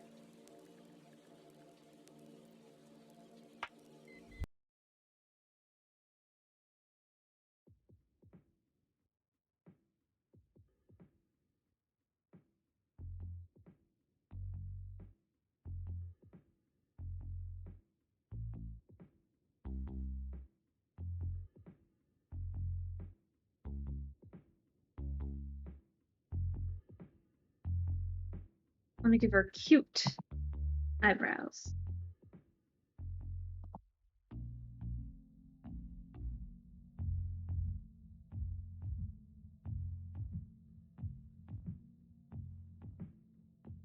Cute and small, but not nearly as big as Alva's.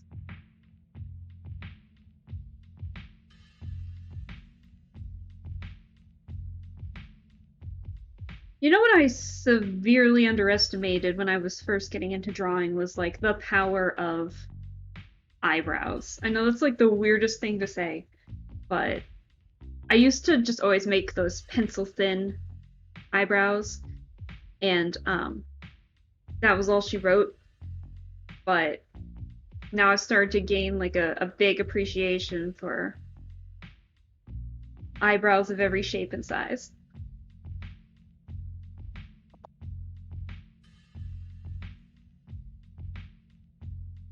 How did I give everyone else's nose? They both had super thin noses, so now I'm having to go from thin to... Boop. Eyebrows can be so different and expressive. They definitely can.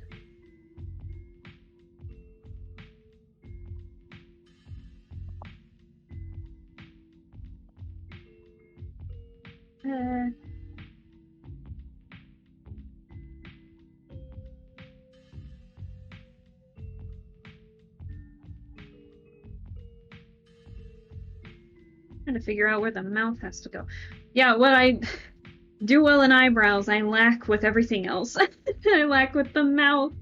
I struggle with the mouth so much. It's ridiculous.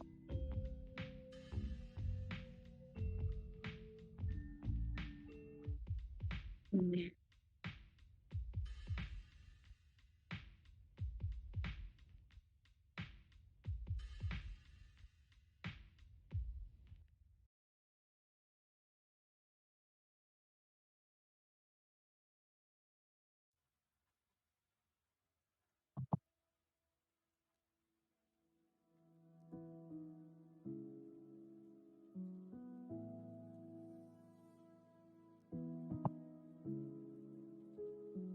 Now just keep... Okay. Actually, I think what we're gonna do... Not the fill tool, what am I doing?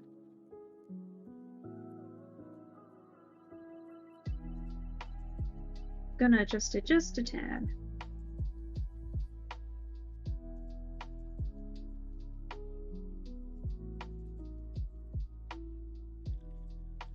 There we go, that's much better.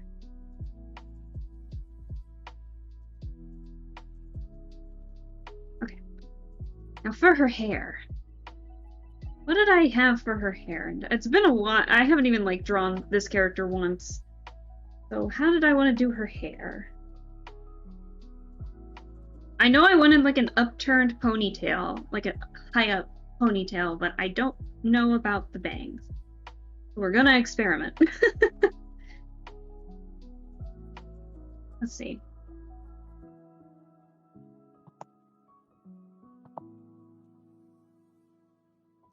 Nah.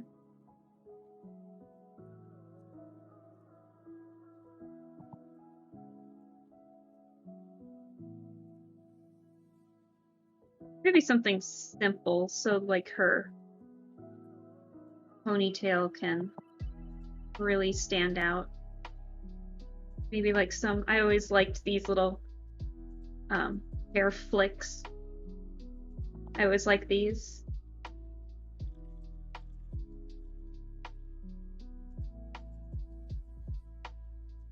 I think they're so cute. Yeah, so that way you can like focus more on her jewelry and her high pony and everything. I don't want to do that.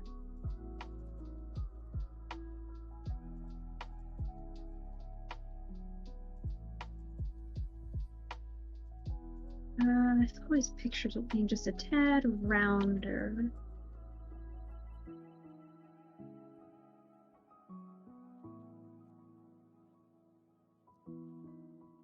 Let's see how that looks for now.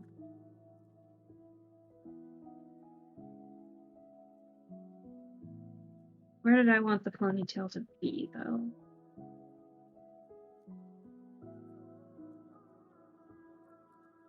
You bear with me, I'm gonna do a whole nother layer entirely. I keep wanting to draw these characters in like super high ponytails and I can't draw them. Like, how does it work? Beats me. Okay, let's see. It might be too... Let's do it.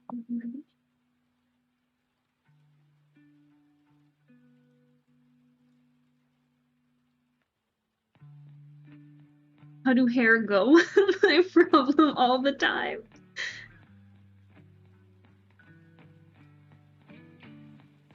Yeah, I pictured her with something kind of like this. And actually, maybe it's not curled, but maybe it's more straight down.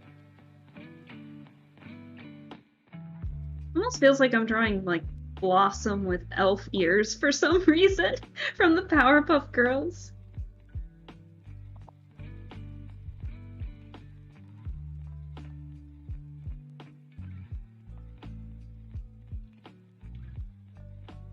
Okay, I think I got it. I think I got what I wanted.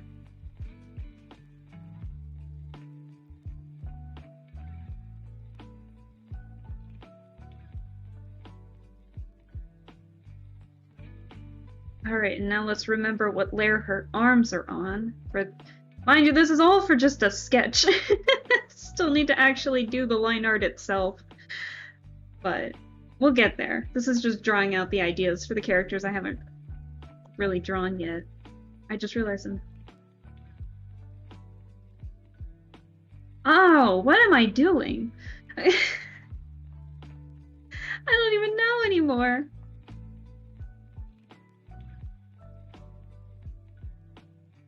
What layer did I just put that on? There it is. Why do I have this layer?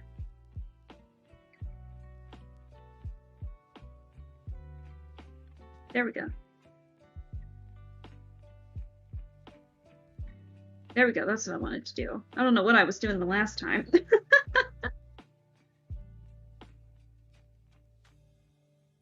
Again, how do hair go?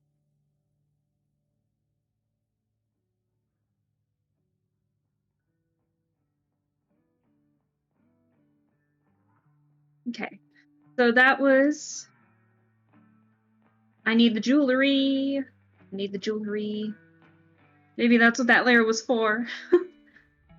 Okay, so she's got very expensive looking jewelry. Got the wristbands and the cufflinks and all different types of jewelry itself. Maybe a magic item in there, you know, every now and then, because, I mean, this is still a fantasy setting.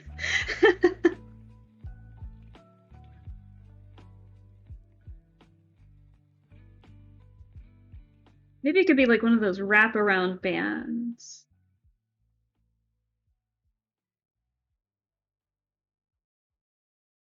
Yeah, I did that on the wrong layer. But yes, that's exactly what I was going for.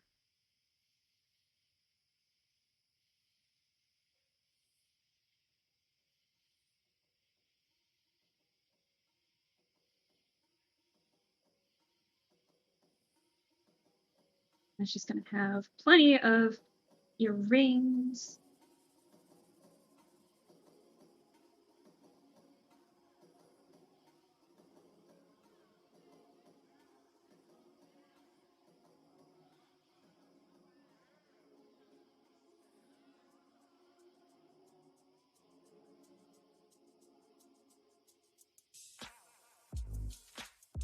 I wonder if she should have something on the top here. I should just keep it as is.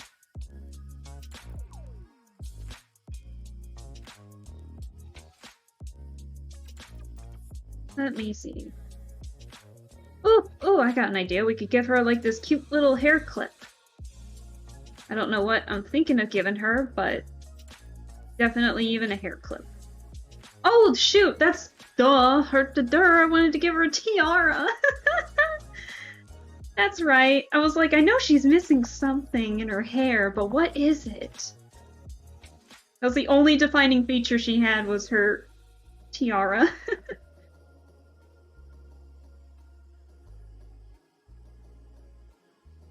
I'll make it pointier.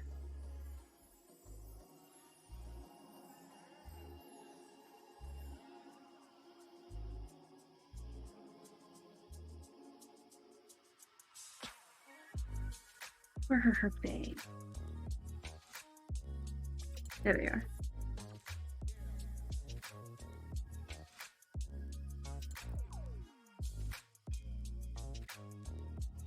Alright. Wrong layer. Wrong pen.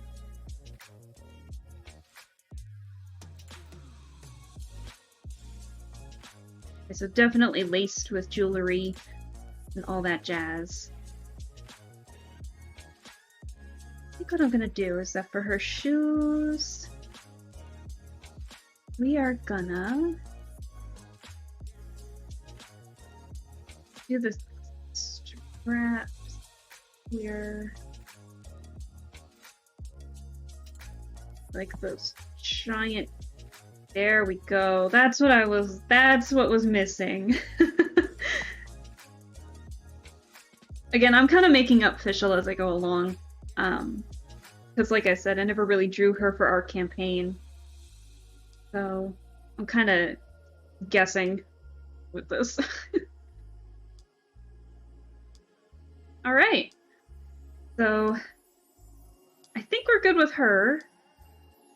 So we have Jareth, Priska, Alva, and Fischl. Well, my Fischl. Not Genshin's Fischl, but she's great. Aw, thank you! Definitely more modern, because she was in the modern fantasy compared to the other characters that are in this lineup, but... So let's lower the opacity for these so we can work on our final character. Where did I put that other layer? There we go. All right, so then our final character, I think I'm going to get rid of Official entirely while I work on this one.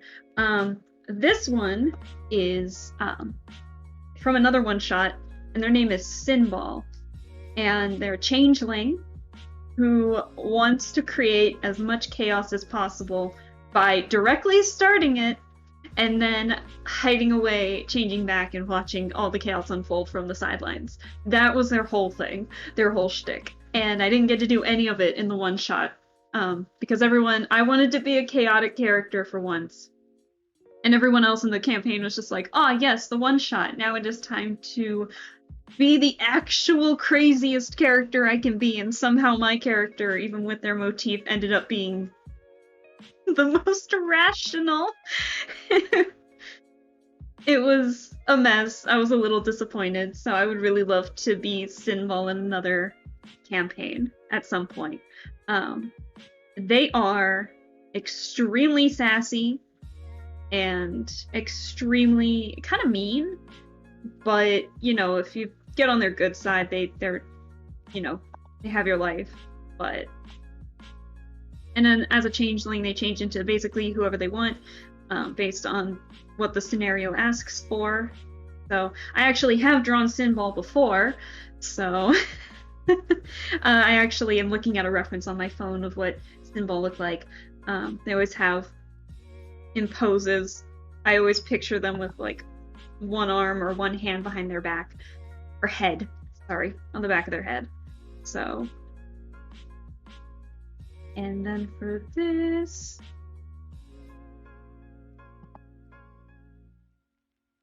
let's see, how did I want to do this? Why are hands the way that they are?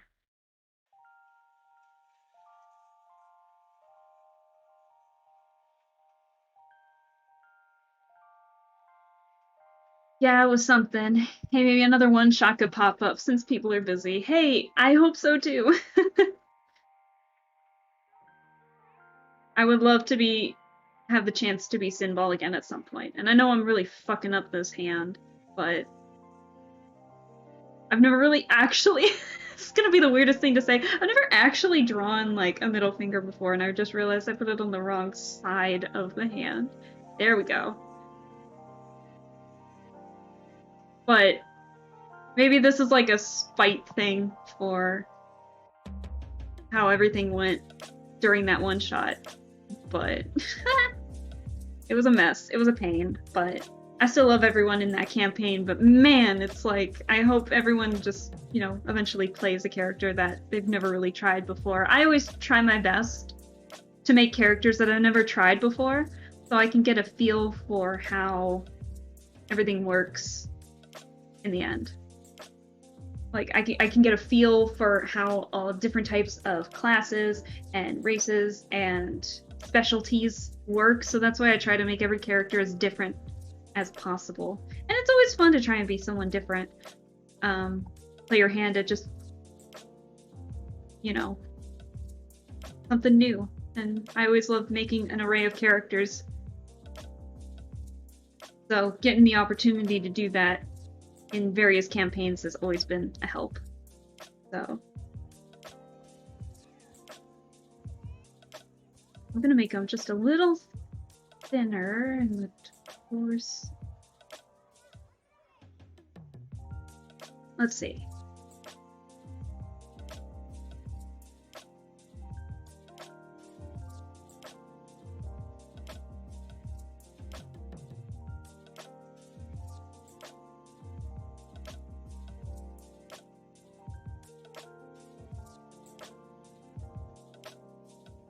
So again, in terms of like color palette for I guess they're kind of similar to Alva with like all the blues and such, but has much sharper eyes, and the color palette itself, instead of a pastel like what Alva's got going in terms of color,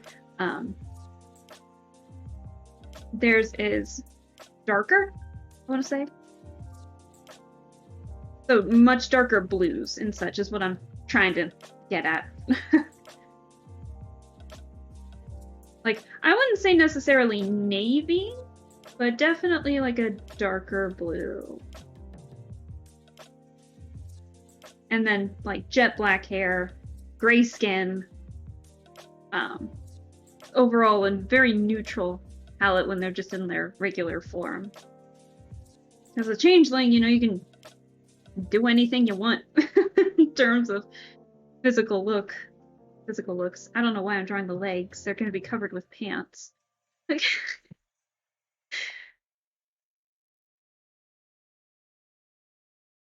All right, let's get the neck.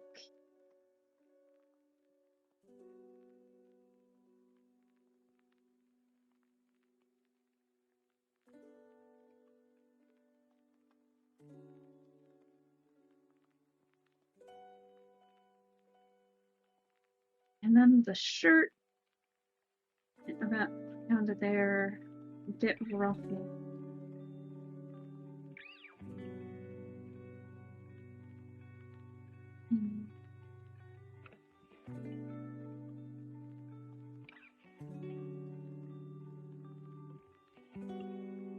So very much like a neutral, not medieval, but fantasy, like a default outfit, I guess.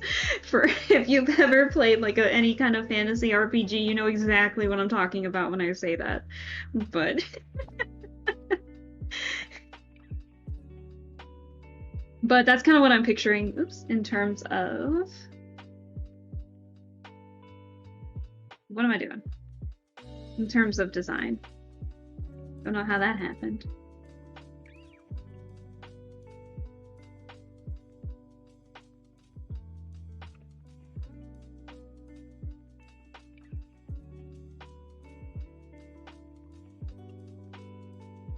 What am I doing? That needs to be higher up.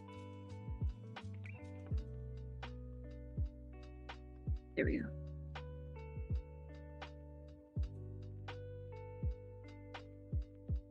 I think what I'm going to do is maybe get this sketch done and then maybe call it a night. But I've been sketching for a hot minute and it's been nothing but sketching. So I think once I get to the line art, things will go faster. I'm just not used to sketching digitally. I always tend to do this on paper first, and then like transferring it with a picture. So that's fair, yes. All right, and then for the pants, they're a little on the baggier side.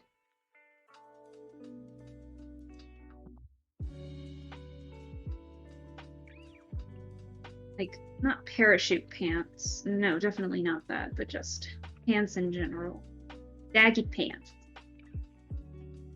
Which I can't draw, but I said I wanted it on them, so they're getting baggy pants.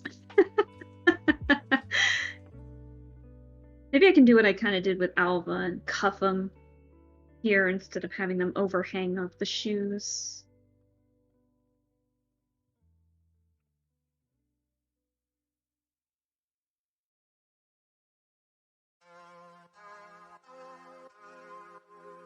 I already like that so much more.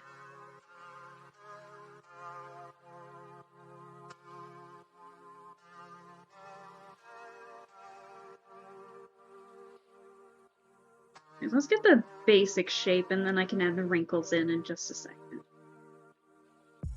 guys ever do that where you try and draw all the details first, but then you really sit down and look at it and you're just like, God, I need to get the basic shape before I even consider wrinkles or anything of the sort. I guess I'm drawing, I don't know, these suddenly remind me of Jasmine from Aladdin.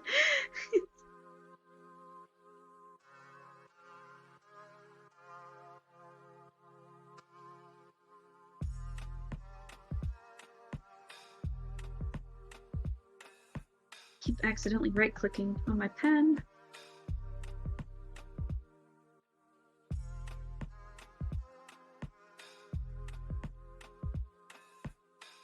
Yeah, so definitely a similar silhouette to what Alva has. And Alva's the little one right here, but overall different attitude, style, personality.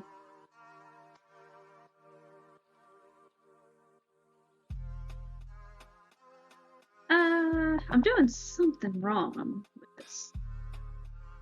Maybe I do need to make it partially a sleeve. Okay, that's better. Alright.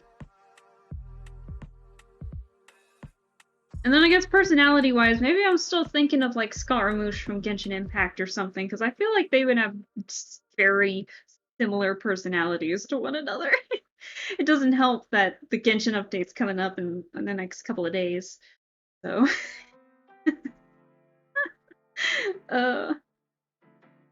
my my friend and I, we've been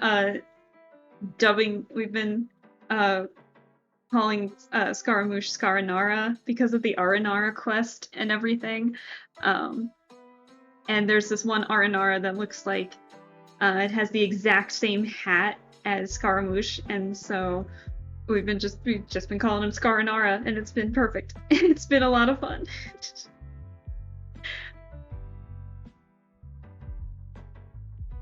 She's hoping to pull for him, and so one time when she was in my world, was like, "Can I borrow your mushrooms for Scarinara?" Just like casually calling him that from now on.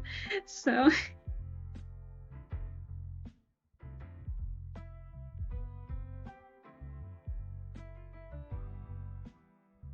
Alright, how do I want these to look?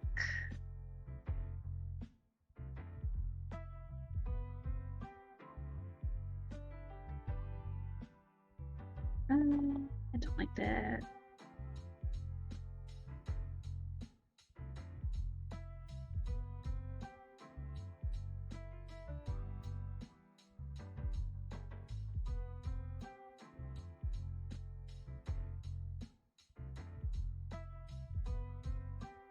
So, I don't really do too many wrinkles just because of the style that I work with, but definitely wrinkles are important for the baggy pants, for sure.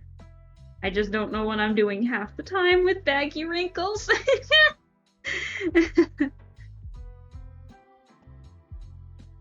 But hey, art's a learning process, and I'm still learning, and you know what? That's okay. And for the shoes, literally just gave them basic shoes. What was I doing? We gotta style them at least a tad.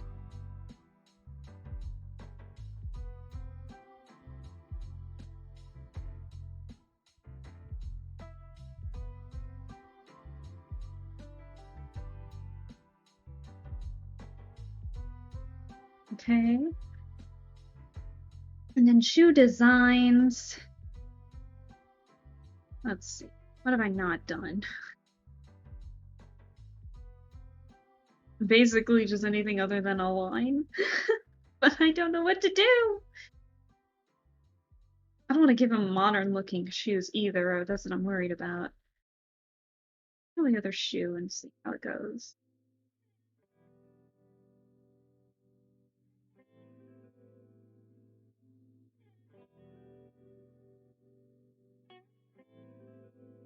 Really big shoe. I'm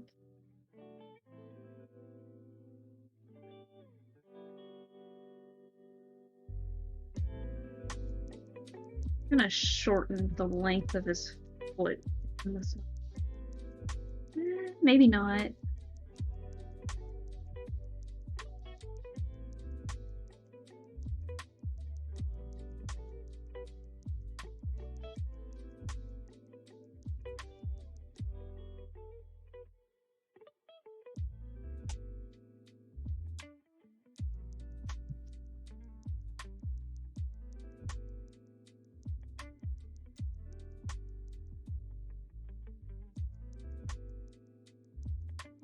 Maybe I'll just keep him with the plain shoes for now. I'm not sure. We'll figure that out as we go along. Alright, so now we're on to the neck. And oh my god! It's a character with just regular ears. That says a lot. What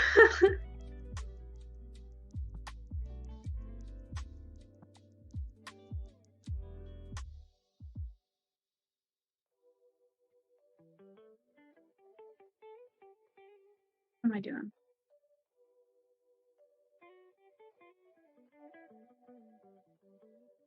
So yeah, the Symbol's probably the skinniest, I think, out of all the characters that out of all my D&D characters so far. Just an overall skinny build, maybe toned a bit, but not necessarily like fit. They're just skinny.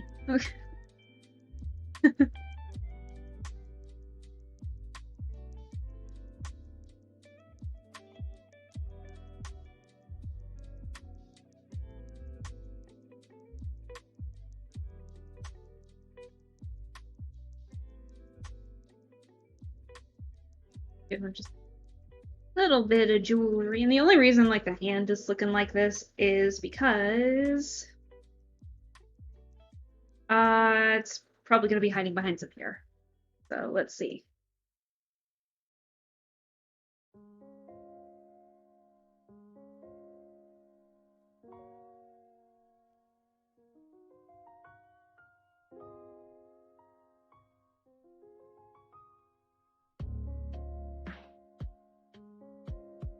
Okay.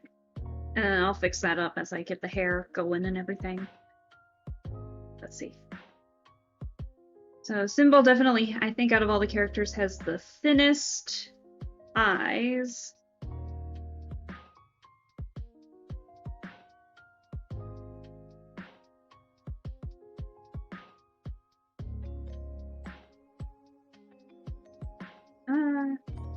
Bit of an eyelash thing going on, but overall not like deep makeup like some of my other characters.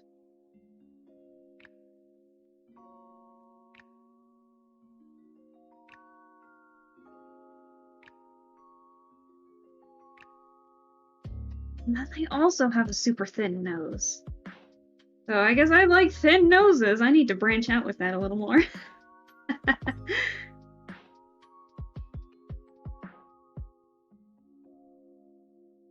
I gave them pretty sharp.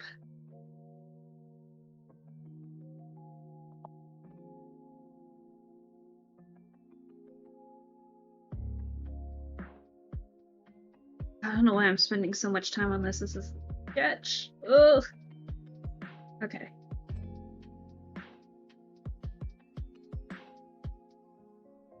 I meant to do that on a different layer. Whoops. Oh well. We'll erase that and draw the line on a different layer because I didn't know any better.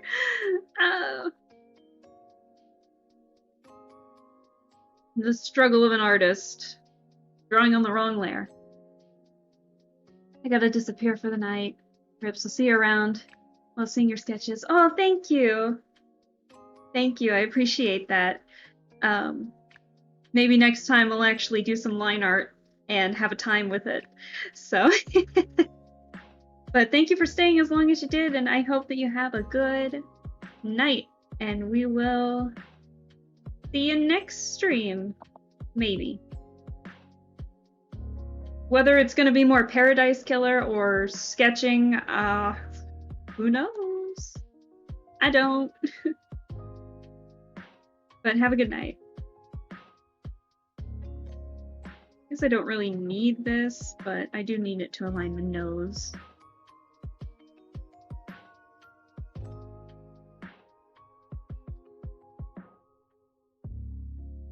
Okay.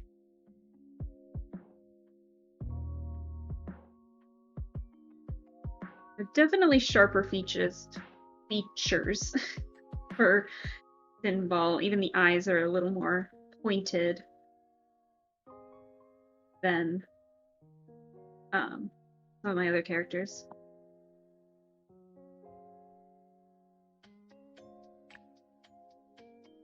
For the pupil, super tiny.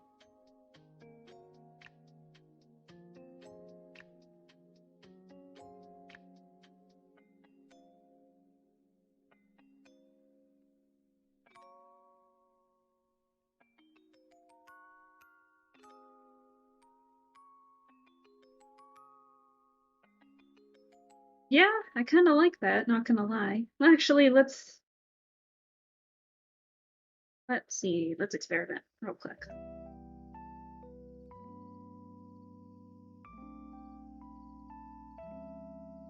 Good enough for now.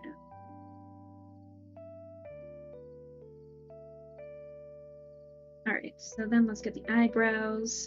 And they have super thin eyebrows. This is where the pencil thin brows come in.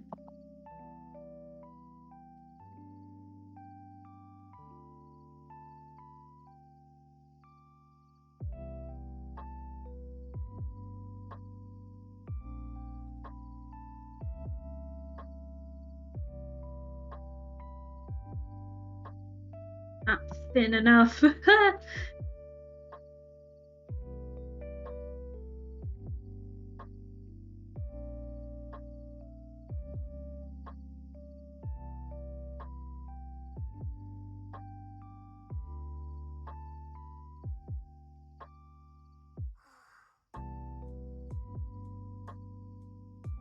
And what we'll do. Okay, there we go.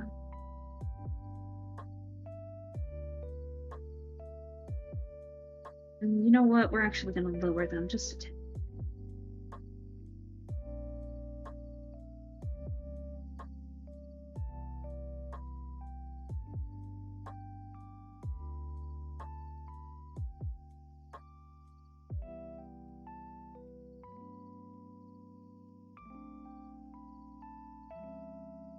Alright, so we got the face. Definitely like thinner features, thinner face in general.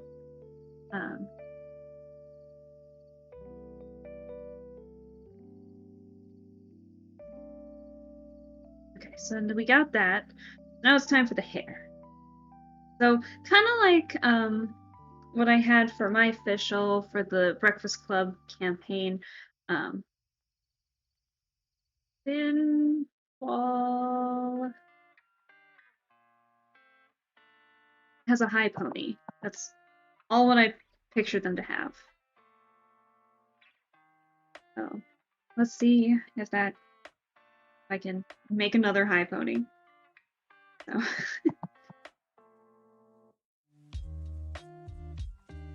This is tightly pulled, so it's gonna look a lot different. Doesn't really have any bangs. Face is kind of free.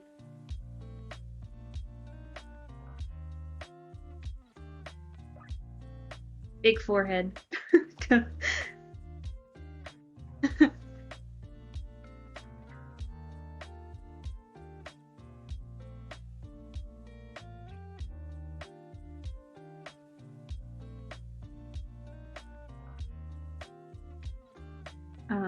Maybe like a loose strand here and there, but nothing too.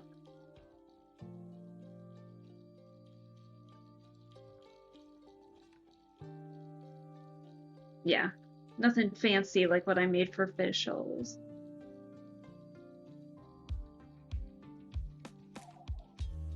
Oh, it's all on the same layer? No, I just did the base on the same layer. Whoopsie daisy. Did not mean to do that either, but too late now. These are sketches. I'm gonna be merging all of them together after I erase all the bits that I'm not gonna be drawing. Now we're on the actual layer.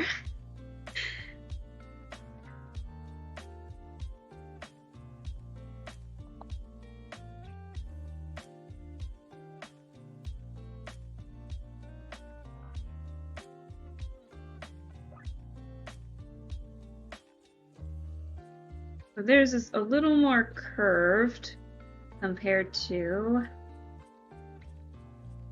my other official. If I can get it.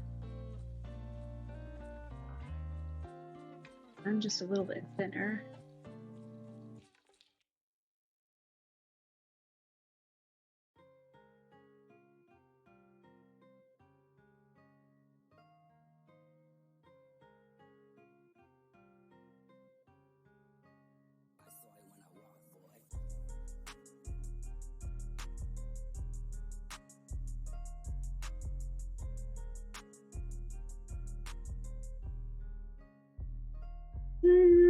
maybe a little thicker.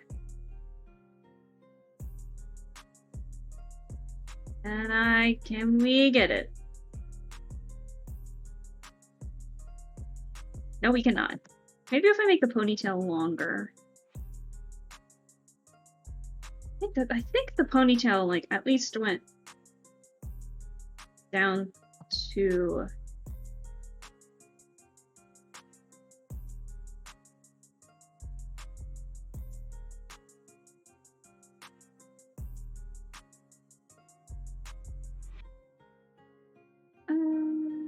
let's see.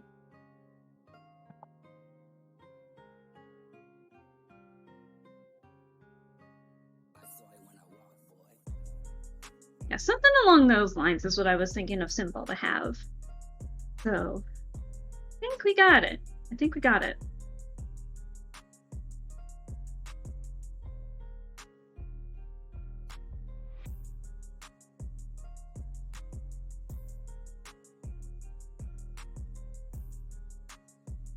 Maybe I'll adjust it later, but for right now, that's kind of the general gist of what I was looking for.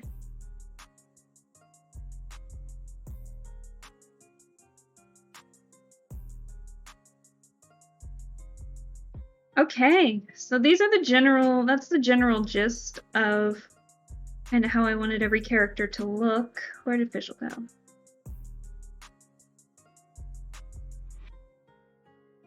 I'm definitely going to adjust some stuff so they all kind of match a little better. But I think what I'm going to do, the jumble of words there. I think what I'm going to do is look at all of them, see what pieces I can get rid of so I can clean up the sketches a bit so I can prep for the line art whenever that happens. So let's do that. And to erase that entirely. And we're going to hide Alva's poncho for the time being. And I'll draw that fully later as well. And then let's go to Priska. I'm so glad I made these folders ahead of time.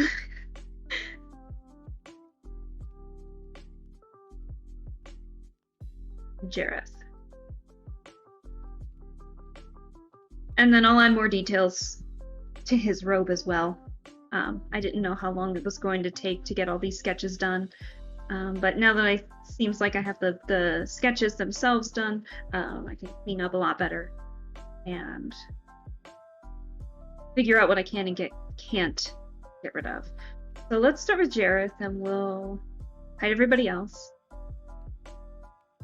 I'm going to put them in order so I don't get confused as to who's there. Okay. So, start with Jareth. We can get rid of... Oops. Oh, I didn't mean to do that. Hello. Sorry, if you right-click in Krita, it opens up that fast menu, and I don't mean to keep clicking it, but I do.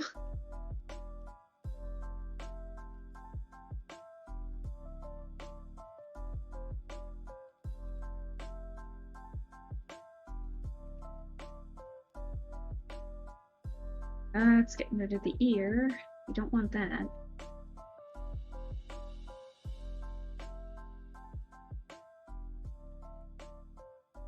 Oh, and those are his glasses. That's it. Okay, so that.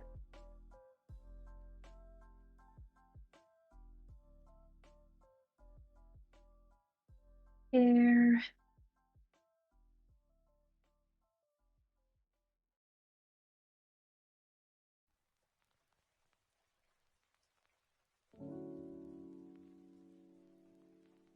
And then for the face. I usually like to keep, just like my personal style, I don't know why, but I usually like to keep the eyebrows. Oh my gosh, I'm sorry, I'm just now seeing this. Hello! How are you doing? Thanks for the first time chat. I hope you're enjoying the stream. I might be ending it soon, but I hope you're enjoying it so far. um, I'm just sketching some D&D characters, and so I'm cleaning up the sketches so I can start the line art eventually. So let's get the robe, at least just a little bit of texture so it's not like alone on its own. But yeah, thanks for joining the stream. We're just chilling out. It's a very chill stream today, and that's perfectly fine. Okay, I think I'm not okay with Jareth yet.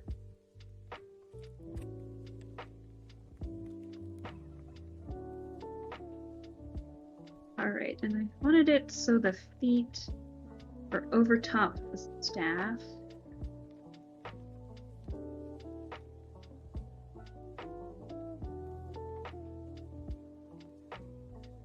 There we go.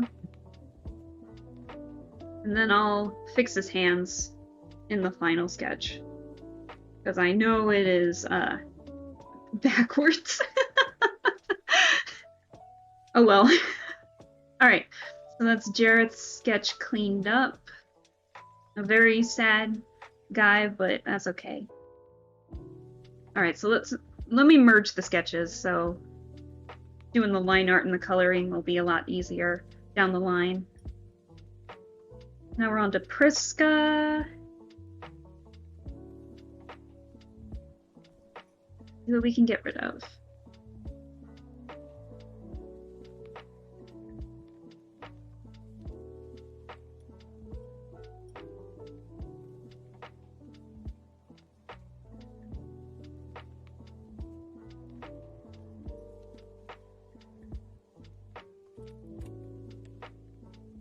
You know, I don't know how I feel about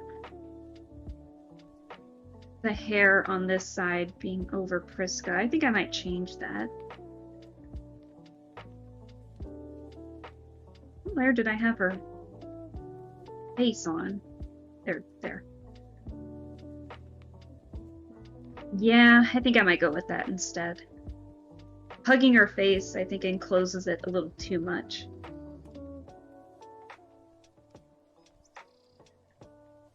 We're gonna fix that right here, right now.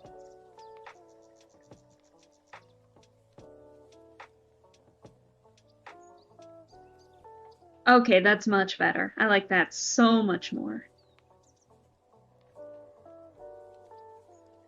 Again, I'll touching it up.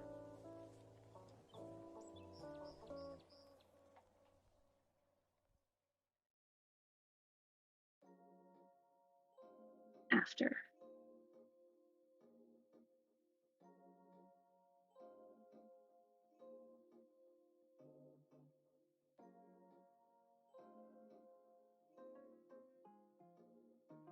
I don't think I need to clean up too much for Priska. Seems pretty good from the looks of it. I'll add the ruffles and stuff later. So I think we're safe to merge them.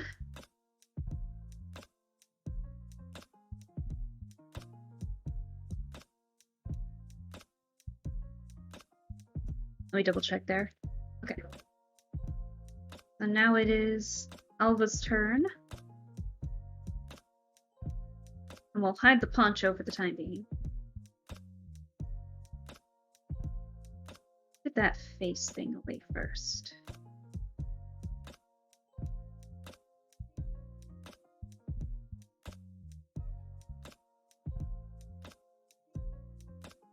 And I gotta keep those for ears.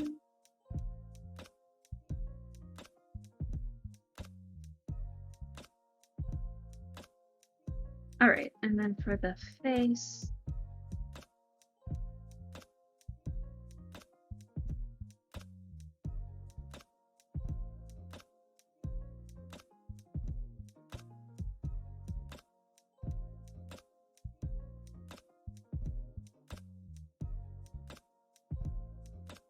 And the body.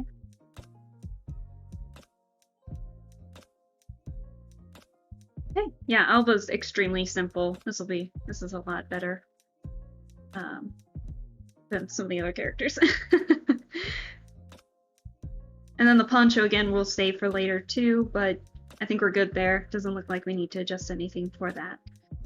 So we'll keep that. Oh,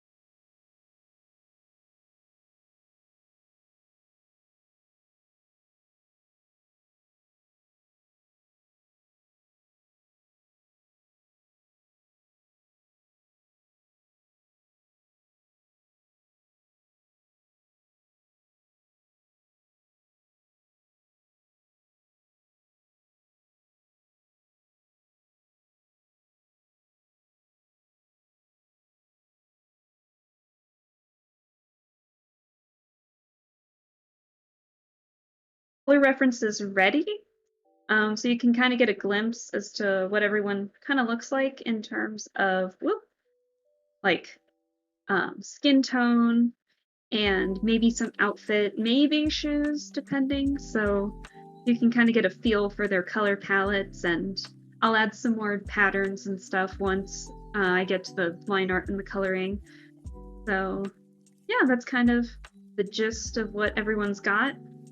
I'm super excited to start the line work for this, and